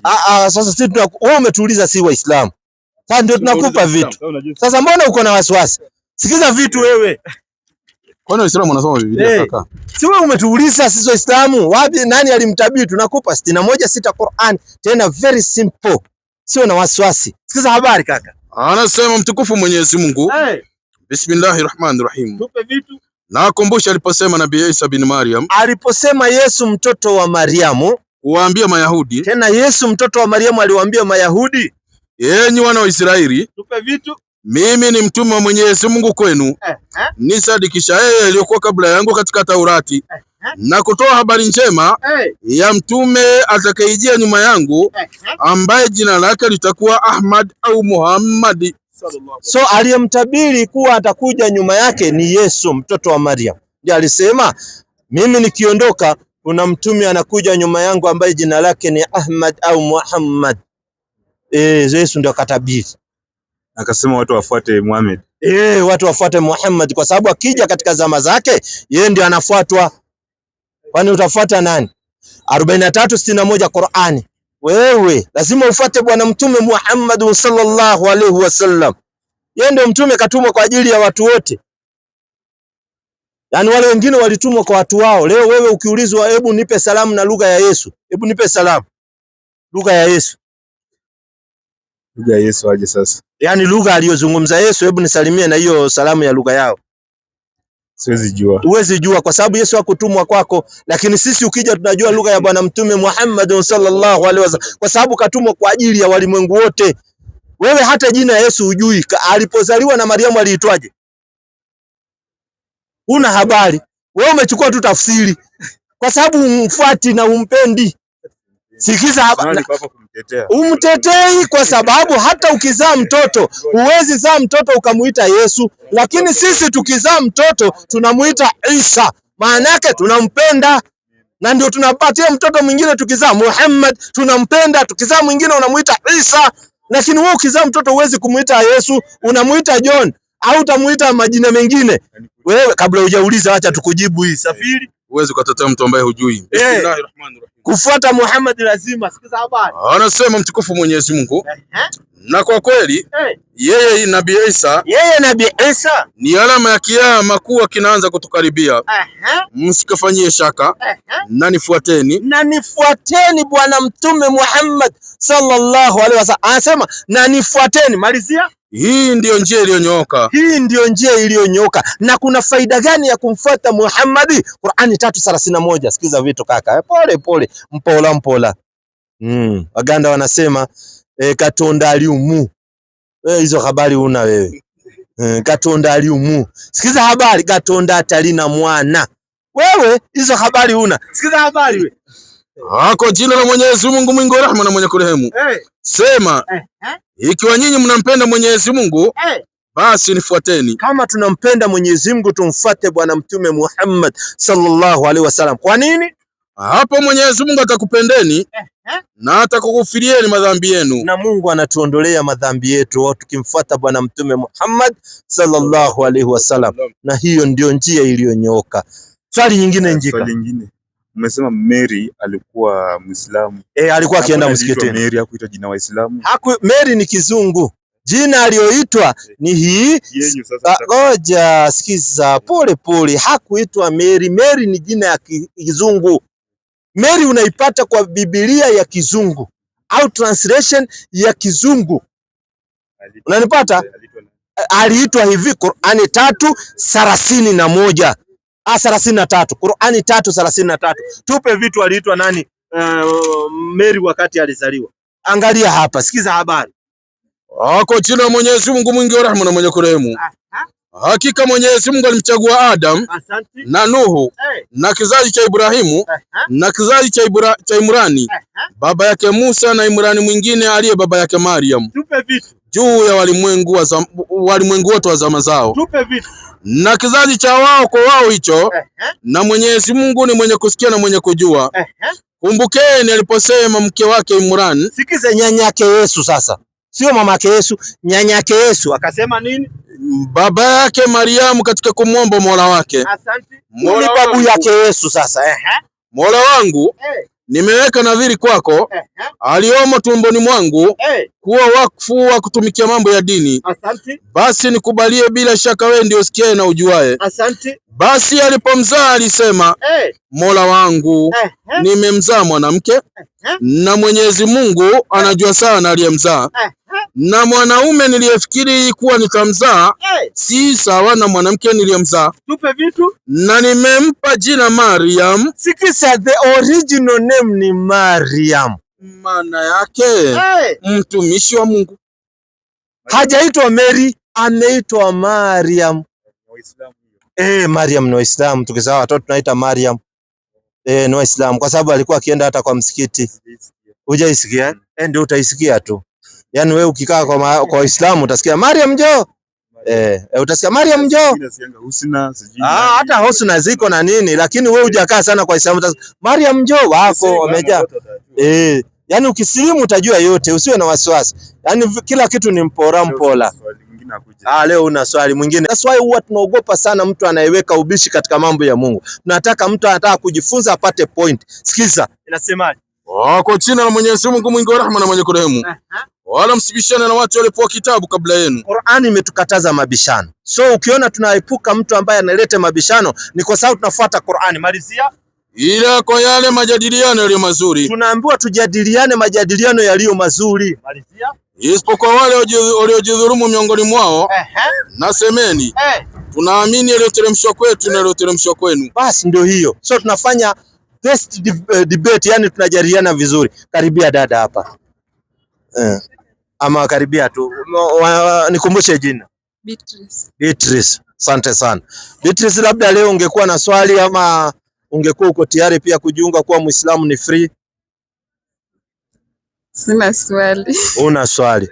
Na kuwa Muislamu Beatrice, unaona bado unakwama ama nini? Wapi unakwama? The obstacle iko wapi? Mimi naona tu ni kuwa nyi pia mnatafuta tu washiriki kama wale wa Kristo. Sasa mimi niko tu kwa ile imani yangu hiyo ya SDA. Sisi kwanza tunawaonyesha watu njia ya Mwenyezi Mungu. Wewe unasema uko katika ile yako ya SDA. Wapi katika Biblia inasema watu wakuwe wa SDA? Iko kweli ama ni fikra mlikaa chini? Alafu makao makuu, ngoja kwanza twende pole ndio nataka unieleze. Kwa Qur'ani wapo wamesema watu wakuwe Waislamu. Asante. Wapi watu wanaambiwa wakuwe Waislamu? Qur'ani 2:138. Muonyeshe. Sisi hatuna mambo ya fikra hapana, yako wazi para uwanja. Sikiza vitu. Wapi andiko inasema watu wakuwe Waislamu? Kwa jina la Mwenyezi Mungu mwingi wa rehema na mwenye kurehemu. Uislamu ni pambo la Mwenyezi Mungu alilotupamba. Kuweni na nyinyi Waislamu. Ndio hii nakwambia ukuwe Muislamu. Sasa hiyo ni katika Qur'ani. Kwa sababu mimi nafuata Qur'ani. Sasa wewe wapi katika Biblia?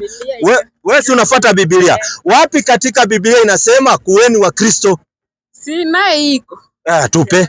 Andiko gani katika Biblia inasema kuweni wa Kristo? Itatusaidia mno. Maana nilitafuta nikakosa. Wapi katika Biblia inasema kuweni na nyinyi wa Kristo?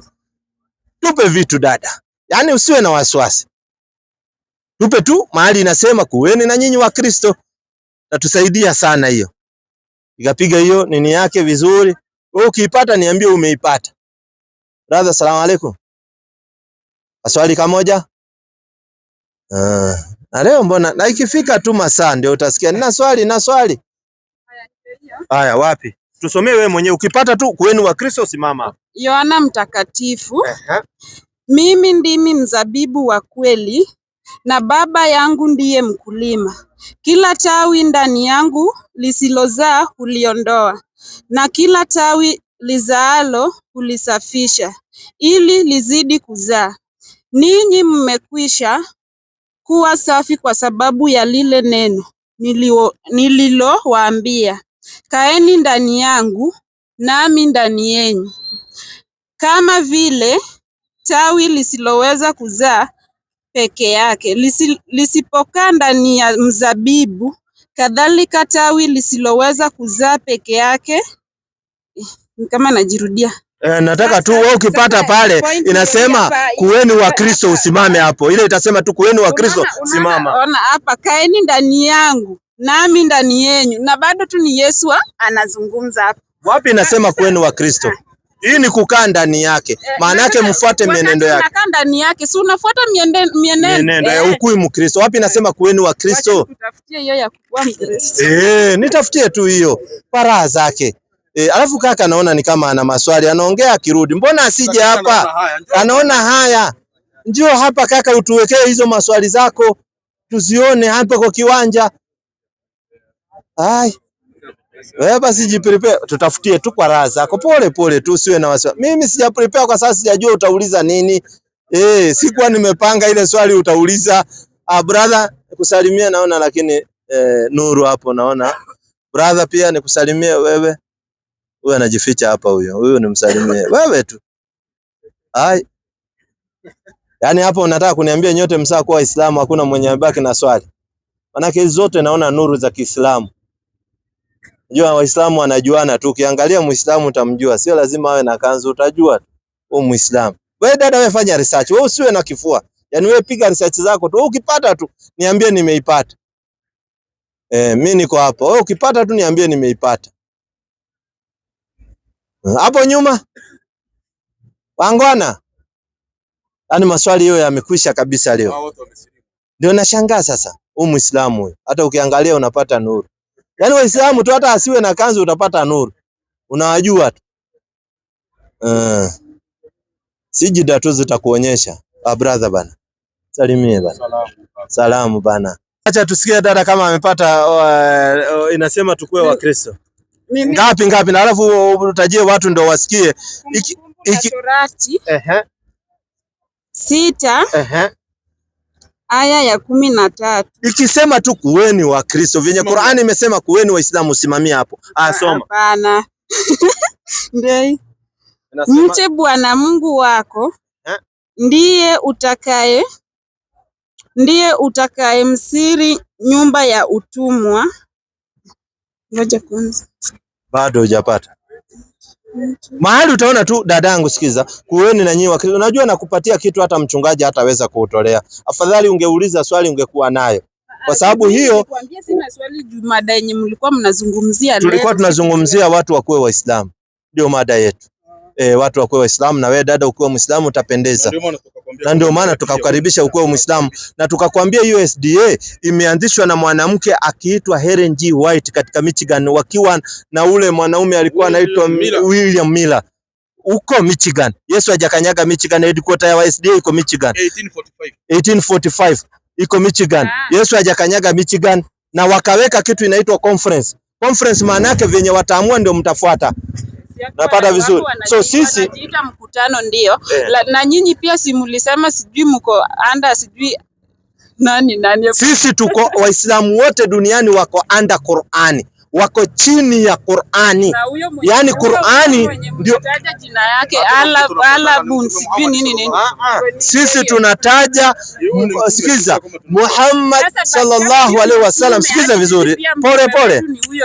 Sikiza vizuri. Tunapotaja Muhammad sallallahu alaihi wasallam ni kwamba Muhammad ndio mtume ametumwa kwa ajili ya walimwengu wote.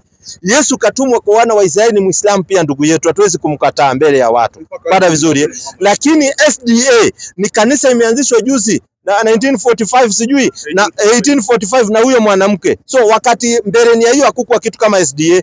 That's why mko na mtu anaitwa president. Sisi katika Uislamu hatuna mtu anaitwa president ama nini. Na ule president akisema ibada inafungwa itafungwa. Na wenye ataamua ndio hivyo. So nyinyi mnakontroliwa na president na watu wanaitwa conference. Conference ni watu wanaenda wanakaa chini wanasema SDA itaenda hivi na hivi. Na ndio general conference. Ndio unaona imekatika SDA. Kuna watu wanaitwa order SDA. Nao wameanzisha mambo yao kivyao. kwa sababu wameona hapa hawapati mgao, wameenda kuanzisha ndio wapate mgao sehemu nyingine. So unajua kwa nini siwezi jiunga na nyinyi? Dunia ya saa hii kila mtu anajitafutia tu wafuasi. Sio wa mtu. Sasa mimi nilikuwa nataka ndio nikauliza. Wewe uliposimama hapa unatafuta wafuasi. Asante. Mimi nasema hivi, ili hao wafuasi waonekane wanafuata njia ya kweli. Nimekutolea ndani ya Qur'ani. Qur'ani inasema watu wawe Waislamu. Nikakuuliza wapi katika Biblia inasema watu wakuwe wa Kristo? Ndio wafuate. Kwa sababu huwezi peleka watu na kitu hakina evidence. Aya, sasa next mnakutana hapa lini nikuletee jibu? Kesho tuko inshallah. Kesho. So kesho utakuja. Kesho. Sasa kesho nitakuletea hiyo nini? Hiyo jibu. Kesho utaleta. Basi dada, siwezi kukupeleka mbio. Kesho nenda ulete, lakini sisi tunakuhusia tu ufanye research, uwe Muislamu. So kesho nenda fanya research zako, alafu ukuje utuletee. Usiwe na wasiwasi. Alafu na jambo lingine. Acha nikuulize. Hatufuati wafuasi kwa sababu unaona kulingana na mahubiri yenu, ni kama mnajiona nyinyi bora kuliko wengine. Asante. Anauliza swali, anasema nyinyi katika mahubiri yenu mnajiona ni bora kuliko wengine. Sisi hatujioni ni bora kuliko wengine, tunawaeleza watu wafuate kile Mungu ameamrisha. Kwa mfano, wewe tunapoingia kwa Biblia inakataza ushuke, na wewe unasema unafuata Biblia. So wewe unaenda kinyume na Biblia na kukumbusha, basi fuata hiyo Biblia inavyosema. Wewe unaona ni kama naona bora, wakati nakukumbusha. Hii inaambiango ni kukumbusha watu. Biblia inasema usidunge trouser, unadunga trouser. Sasa mimi nakukumbusha ni modern technology. So Wakristo wanaenda na modern technology, hawafuati Biblia. Sasa unaona ni ndio nataka utueleze vizuri. Wakristo wanafuata modern technology lakini hawafuati Biblia. Sasa ni hivi. Kwa nini ninasema mnajiona bora kuliko wengine? Hiyo takuja hiyo. Ndio tunataka kutoa sababu. Unaona hata kama unahubiri ukitafuta wafuasi, haufai kupinga kanisa nyingine hadi utaje wa Katoliki. Ubiri tu ile simple normal. Mtu ajiamulie mimi naenda kanisa fulani, but usitaje kanisa lolote. Sisi hatujataja kanisa, nimekutajia wewe kukuonyesha kanisa yako mahali ilipochipuka, haikuchipuka kwa Yesu. Wewe unajiweka kwa Yesu wakati ni uongo, haijaanzishwa kwa Yesu. Yesu alizaliwa Jerusalem. Jerusalem hakuna SDA. Sasa wewe huwezi nidanganya ukaniambia unafuata Yesu wakati Yesu mahali alizaliwa hakuna SDA. Wewe utakuwa unadanganya. So tunaangalia mpaka na historia. Kwa mfano mimi ni Muislamu, nafuata Bwana Mtume Muhammad sallallahu alaihi wasallam. Nataka nikuonyeshe Muhammad mahali alizaliwa ni Maka, kuna msikiti wa Maka. Mahali alipofariki kuna msikiti unaitwa msikiti wa Madina. Nataka nikupeleke polepole. Ngoja, nataka nikupeleke polepole kabisa. Wewe unasema unamfuata Yesu, kweli uongo? Ndio. Yesu mahali alizaliwa kuna kanisa? Hamna. Sasa unafuataje Yesu wakati hakuna kanisa mahali alizaliwa? Mahali Yesu alizaliwa ni msikiti. Sasa ona. Yesu alizaliwa kwa msikiti ama kwenye nini ya? Alizaliwa Jerusalem. Ngoja, Yesu alizaliwa Jerusalem. Hiyo area aliyozaliwa kuna msikiti aliyekuwa akienda kuhudhuria. Biblia inasema alienda msikiti. Sasa unaona alienda hiyo anaenda wakati amezaliwa. But kuzaliwa msikiti vile umesema. Sijasema amezaliwa kwa msikiti. Mahali ng'ombe walikuwa wanakula. Dada, kuna kitu hatupatani. Tupatane hivi. Ukisema alizaliwa katika msikiti, kuzaliwa unaweza jikuta umezaliwa leo hii alafu unaanza kutembea ukienda kwa makanisa. Asante. Hebu nipe vitu mbili dada ambao unajifunza kwa Yesu. Vitu mbili. Vitendo viwili ambao unajifunza kwa Yesu. Na ziko kwa vitabu. Alikuwa mcha Mungu. Ucha Mungu ni maneno, sio kitendo. Tunataka kitendo. Kwa mfano Yesu alitoka hapa akaenda hapa akafanya. Kwa mfano hivi, wacha nikuonyeshe hivi. Kwa mfano 13:6 kitabu cha Yohana, kitendo alifanya Yesu kama hicho. Sikiza. 13:6 mwalimu. 6. Pole. Hivyo iwaje kwa Simoni Petro? Anza 5. Kisha akatia maji katika bakuli. Yesu akatia maji katika bakuli. Akaanza kuwatawadha wanafunzi miguu na kuifuta kwa kile kitambaa alichojifunga. Kumbe Yesu kuna kitendo alifanya ya kutawadha wanafunzi miguu. 13, enda 13 hapo. Enda 13. 13. Ninyi mwaniita mwalimu na Bwana, nanyi mwanena vyema, maana ndivyo nilivyo. Basi ikiwa mimi niliye Bwana na mwalimu nimewatawadha miguu, imewapasa vivyo kutawadhana miguu ninyi kwa ninyi. Kutawadha, tunajua Waislamu wakiingia kwa msikiti kuna tap zimewekwa kwa ajili ya kutawadha. Ni kitendo kinafanyika. Watu wanatawadha mikono, nini, miguu, wanamaliza. Waislamu wanatawadha. Sasa Wakristo kitendo gani Yesu aliwaonyesha? Kwa sababu imani bila matendo imekufa. Vitendo viwili Yesu alitekeleza, Wakristo wewe unatekeleza. Ndio nilikuwa naomba. Kushiriki katika hiyo nini? Kushiriki katika si hadi Kristo. Kushiriki katika hiyo nini? Meza ya Bwana, like sisi watu wa SDA inakuanga hiyo kukula unleavened bread. Yaani kukula mikate tu. Yaani nyinyi kukula hiyo tu. Yaani kula mikate wakati wa Pasaka. Ngoja. Si umesema ni kitendo gani Yesu alifanya? Kwa mfano wewe unaenda kanisa, si ndio? Yesu maisha yake tangu azaliwe mpaka aondoke duniani kuna mahali alienda kanisa? Si ndio? Alienda kanisa gani? Nitolee katika Biblia. Alienda kanisa hii? Saidie andiko.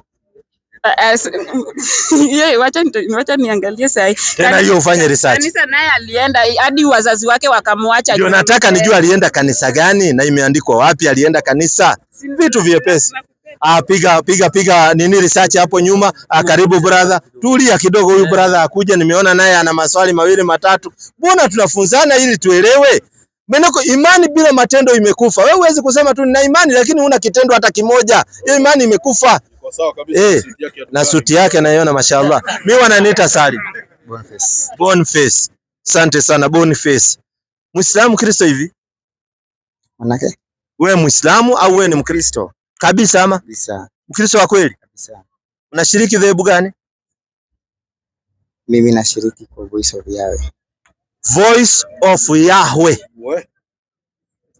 Hiyo mpya kwangu. Yaani sauti ya Yahweh, ya Mungu, sauti ya Mungu ndiye anashiriki huko. Yesu pia alishiriki sauti ya Mungu? Mjibu tu mwalimu. Yaani Yesu pia alienda sehemu ambayo hiyo kanisa ilikuwa inaitwa Voice of Yahweh, sauti ya Mungu? Wacha ni explain. Kushiriki, Yesu alikuwa anashiriki. Kwa sauti ya Wacha na sauti ya Yahweh ama SDA ama Catholic, hizo ni majina. Okay? Kitu ambacho tunafaa tujue hapa ni ya kwamba nyinyi mnasema nyinyi ni Waislamu mnafuata Muhammad, si ndio? Sisi ni Wakristo tunafuata Yesu Kristo. Sasa mimi ningetaka niulize hivi, okay? Between Muhammad na Yesu, wewe ukiwa hapa, Muhammad tunajua vizuri alikufa na kwa kaburi mpaka leo, si ndio? Sisi Biblia yetu inatuambia Yesu alikufa akafufuka. Sasa ukiwa hapa wewe unafaa ufuate mtu amekufa akafufuka ama mtu amekufa amerudi amebaki kaburini? Ndio tuanze na. Ndio swali yako, tuanze hapo. Asante. Na mimi nataka nikuulize. Kati ya mtu aliyekufa huyo nasema na shetani ambaye hajai kufa, nani unaweza fuata? Hapana tu. Ndio nataka nikuelezee vizuri. Ndio uone. Nataka nikuonyeshe hiyo ni relevant question kwa sababu tulia, ndio nataka nikuonyeshe kwa sababu kufa na kutokufa hiyo ni amri ya Mungu. Na uwezi pangia Mungu. Wewe uko hai, kuna wale wamekufa, hiyo ni amri ya Mungu. Swali ndogo. Kuna mahali Biblia inasema watu wote wamfuate Yesu? Hiyo ndio tunaangalia the evidence, sio akili yetu, kwa sababu Qur'ani inasema tufuate Muhammad. Qur'ani yenyewe inasema hivyo. Sasa wapi andiko inasema Wakristo wafuate Yesu? Hiyo ndio lengo ya Yesu Kristo. Lete andiko. Wakristo wafuate Yesu. Lete andiko tupe. Lete andiko mheshimiwa. Wacha nikwambie. Tusiende kwa vitu vya kichwa, tuende kwa maandiko. Tukienda kwa vitu ya kichwa tutakuwa kama Shakahola. Mimi nakutolea andiko inasema tufuate Muhammad. Wewe unitolea andiko inasema ufuate Yesu. Nimeuliza swali wewe hujanijibu. Nimekujibu. Muhammad na Yesu Kristo. Hii ni Biblia, hiyo ni Qur'ani yenyewe. Mimi nimesimama hapa nikisema Yesu wangu huyu alikufa akafufuka. Muhammad wako alikufa kwa kaburini. Sasa hivyo Qur'ani yake inakuambia ufuate mtu amekufa hajaifufuka. Mimi siwezi fuata. Asante, wewe uwezi. Sasa wewe nipatie andiko inayosema ufuate Yesu. Wapi hiyo andiko? Tafute. Tafuta, niambie andiko inasema Wakristo wafuate Yesu. Fanya research. Unafaa kumfuata shetani, hajai kufa. Siwezi fuata shetani. Vitu vidogo. Wapi andiko inasema ufuate Yesu? Kama hiyo ndio shida. Tupe andiko ambayo inasema Wakristo fuata Yesu. Piga research zako, usiwe na wasiwasi. Naona Karanja pia. Huyo bila msiwa. Huyo hata nene tu. Kaa hapo. Wewe piga research yako wala usiwe na wasiwasi. Yaani vitu ni pole pole. Brother, karibu. Na naona ana coach vizuri na naona kama mchungaji. Karibu basi. Pendele. Yaani ukipatana na watu wasomi kama hao wa Kristo, unasikia anasema acha apige research zake. Wanakuita nani? Willy. Willy Muislamu, Kristo? Mkristo. Swali gani uko nayo? Swali langu nauliza, ni Waislamu ni lazima mwanaume aoe? Anauliza swali ndogo sana. Anauliza Waislamu ni lazima Muislamu mwanaume aoe? Sio lazima. Sio lazima. Sikiza vizuri. Sio lazima, inaingia wakati wa dharura. Kuna mwanaume ni Muislamu lakini maybe kagongwa vitu vyake vikaharibika akiwa mtoto. Sasa hawezi kuoa kwa sababu mashine haifanyi kazi. Tulia sasa. Nakuletea vizuri, si umeuliza? Si lazima nikuletee nikujibu. Nimekuambia sio lazima mwanaume Muislamu ati yote aoe, kwa sababu kuna wanaume labda aligongwa mashini kaharibika akiwa mtoto, hawezi kuoa, kwa sababu kuoa lazima umutimizie yule mwanamke haja zake. Sasa ukioa mwanamke na mashini haifanyi kazi, utamtimizia haja? Uwezi. Ya pili, huwezi kuoa kama huna uwezo wa kulisha huyo mke wako. Kwanza utafute mali uweze kumlisha mke wako, kwa sababu huwezi kuoa alafu wazazi wako ndio wanakulishia mke. Na nipata vizuri?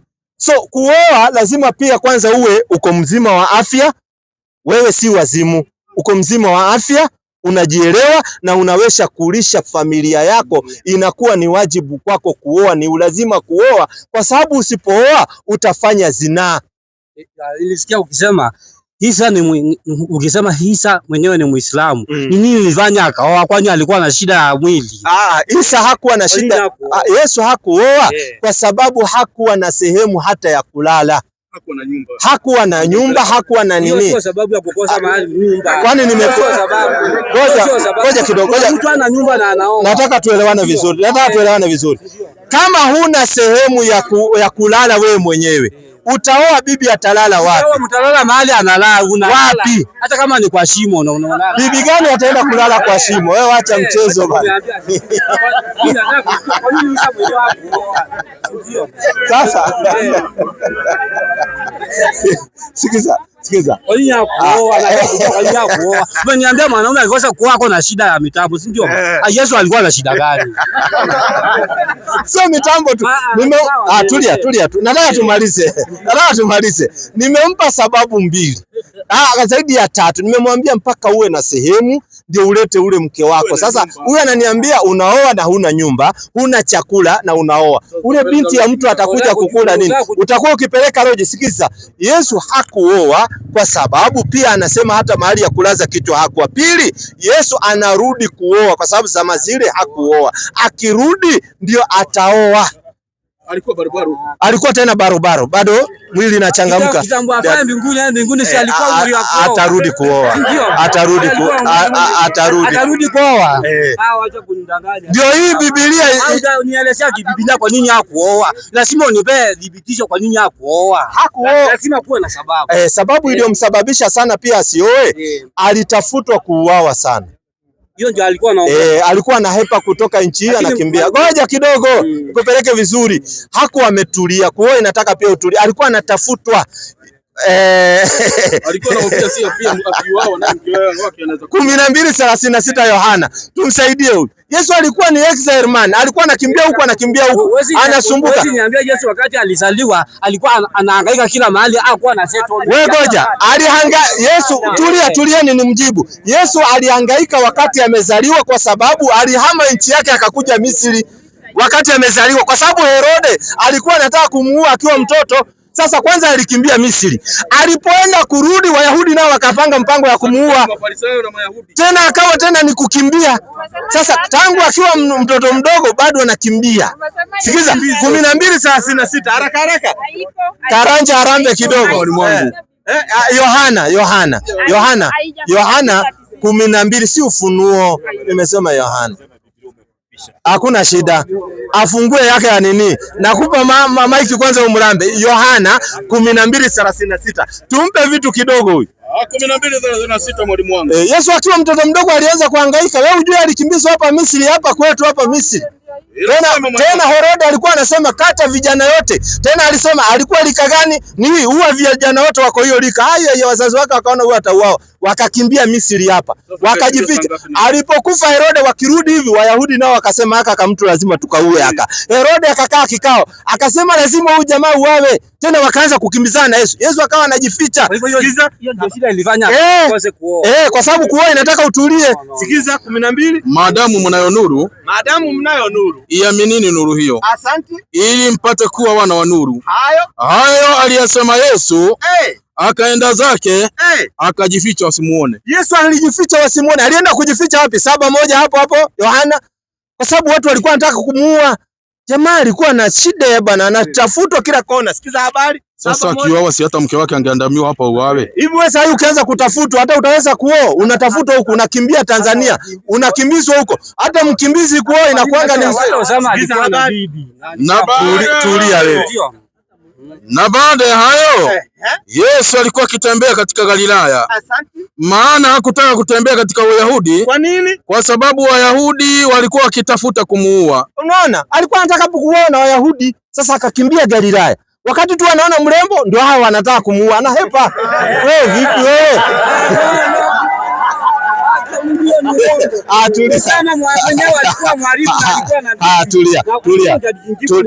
Tulia. Nimekueleza. Pili unasema Osama alikuwa ni CIA wa Amerika, inajulikana. Wewe labda hujasoma historia. Wao ndio waliangusha wakati sasa wameangusha Soviet Union. Wakati wameangusha ndio wakakosana na Amerika. Wao wanajua walikosania nini. So usiingilie mambo kama hayo ambao una habari nayo.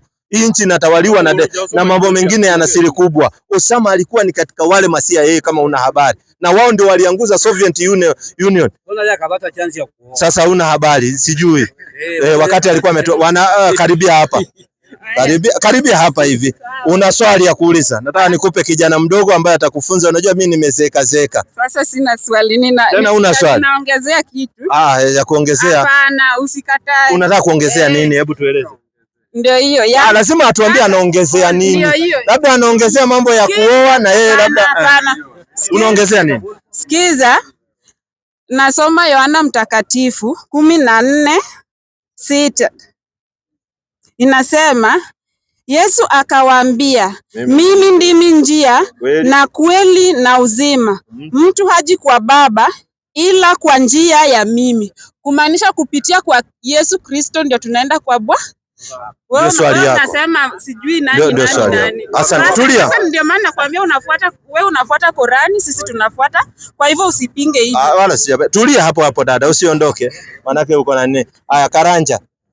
Dada swali yake anauliza. Yeye anasema 16:4 tukifuata Yesu tunaenda kwa Baba. Sasa anauliza mbona nyinyi Waislamu hamtaki kufuata huyu Yesu? Huyu kijana mdogo. Unajua mimi nimezeeka nikae kando akufunza. Alafu kuna huyu kijana anapenda kuja time ikiwa imeisha.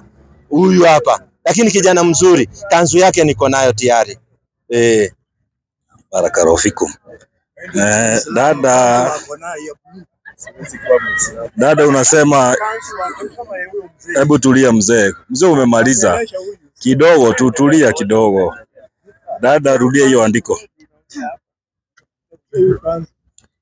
Yohana Mtakatifu 14:6. Yesu akawaambia, mimi ndimi njia na kweli na uzima. Mtu haji kwa Baba ila kwa njia ya mimi. Kumaanisha kupitia kwa Kristo ndio. Safi kabisa. Kwa hivyo lazima tupitie kwa Yesu ndio tufike kwa Mungu. Wewe unapitia hiyo njia ya Yesu? Ndio ama hapana? Hapana, kuna sehemu Imeisha. Yaani wewe ni mzuri zaidi. Tulieni. Yesu anasema kweli ni ya Mungu. Sasa umeongea ukweli, umeadhirisha Mungu hapo. Yaani umeongea ukweli, wewe unang'ang'ania Yesu lakini umfuati. Na si wewe peke yako, wako wengi.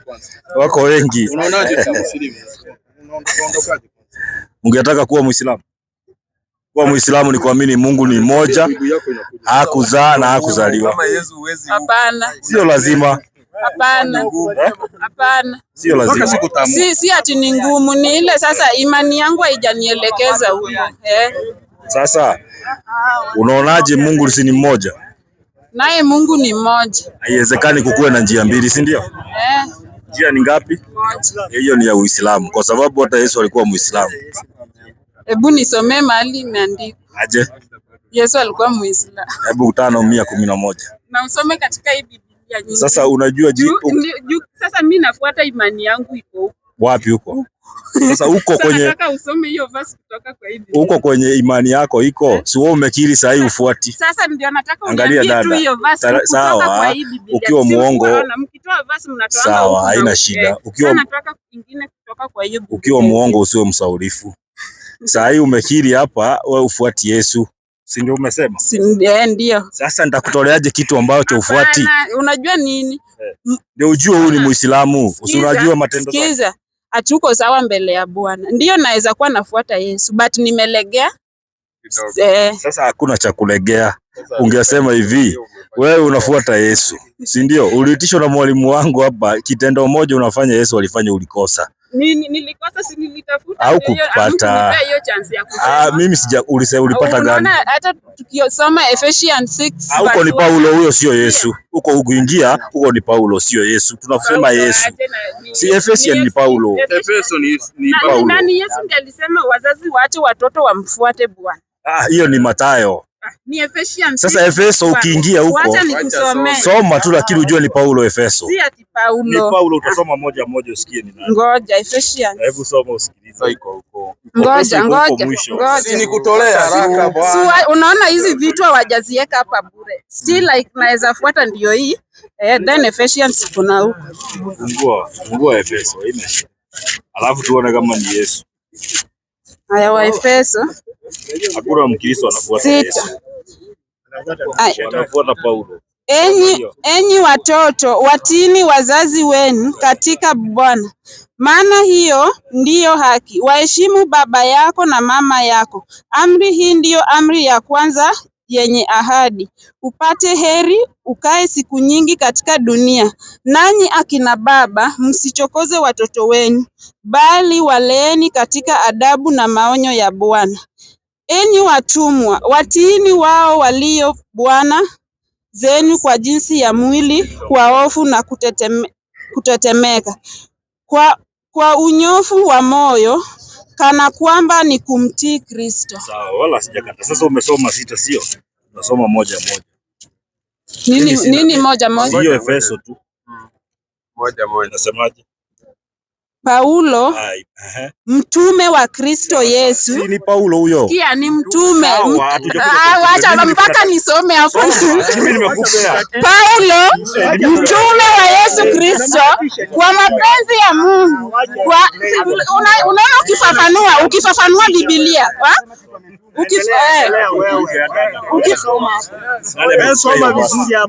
Ona. Sasa ngoja. Unajua kwa nini mnapotosha Wakristo?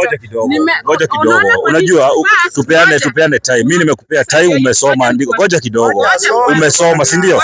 Mimi nakuuliza aje? Mimi nani amekupea hiyo andiko? Do you know the meaning of this comma here? Hii koma wameweka hapa na mbele wakaelezea huyu Paulo ni nani. Paulo ni mtume wa Yesu Kristo. Ni hivyo. Kwa hivyo Efeso ni Paulo anaongea, sawa? Na ni mtume kama mtume. Ndio ni Paulo. Alitumwa na nani? Yesu Kristo. Andiko gani Yesu alituma Paulo? Unaona? Ngoja. Huyu ni Paulo anasema. Sasa wewe ungenipeleka kwa Yesu. Hebu nipeleke kwa Yesu. Soma tena.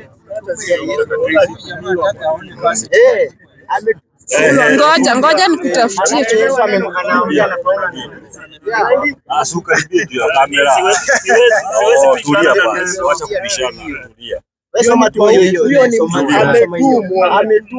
Wapi Paulo atumwona Yesu? Ni Roho Mtakatifu anaongea. Ngoja. Sio Paulo. Ni Roho Mtakatifu ndiye anaongea, anamtumia Paulo, unaona. It is simple. Saidia hiyo andiko.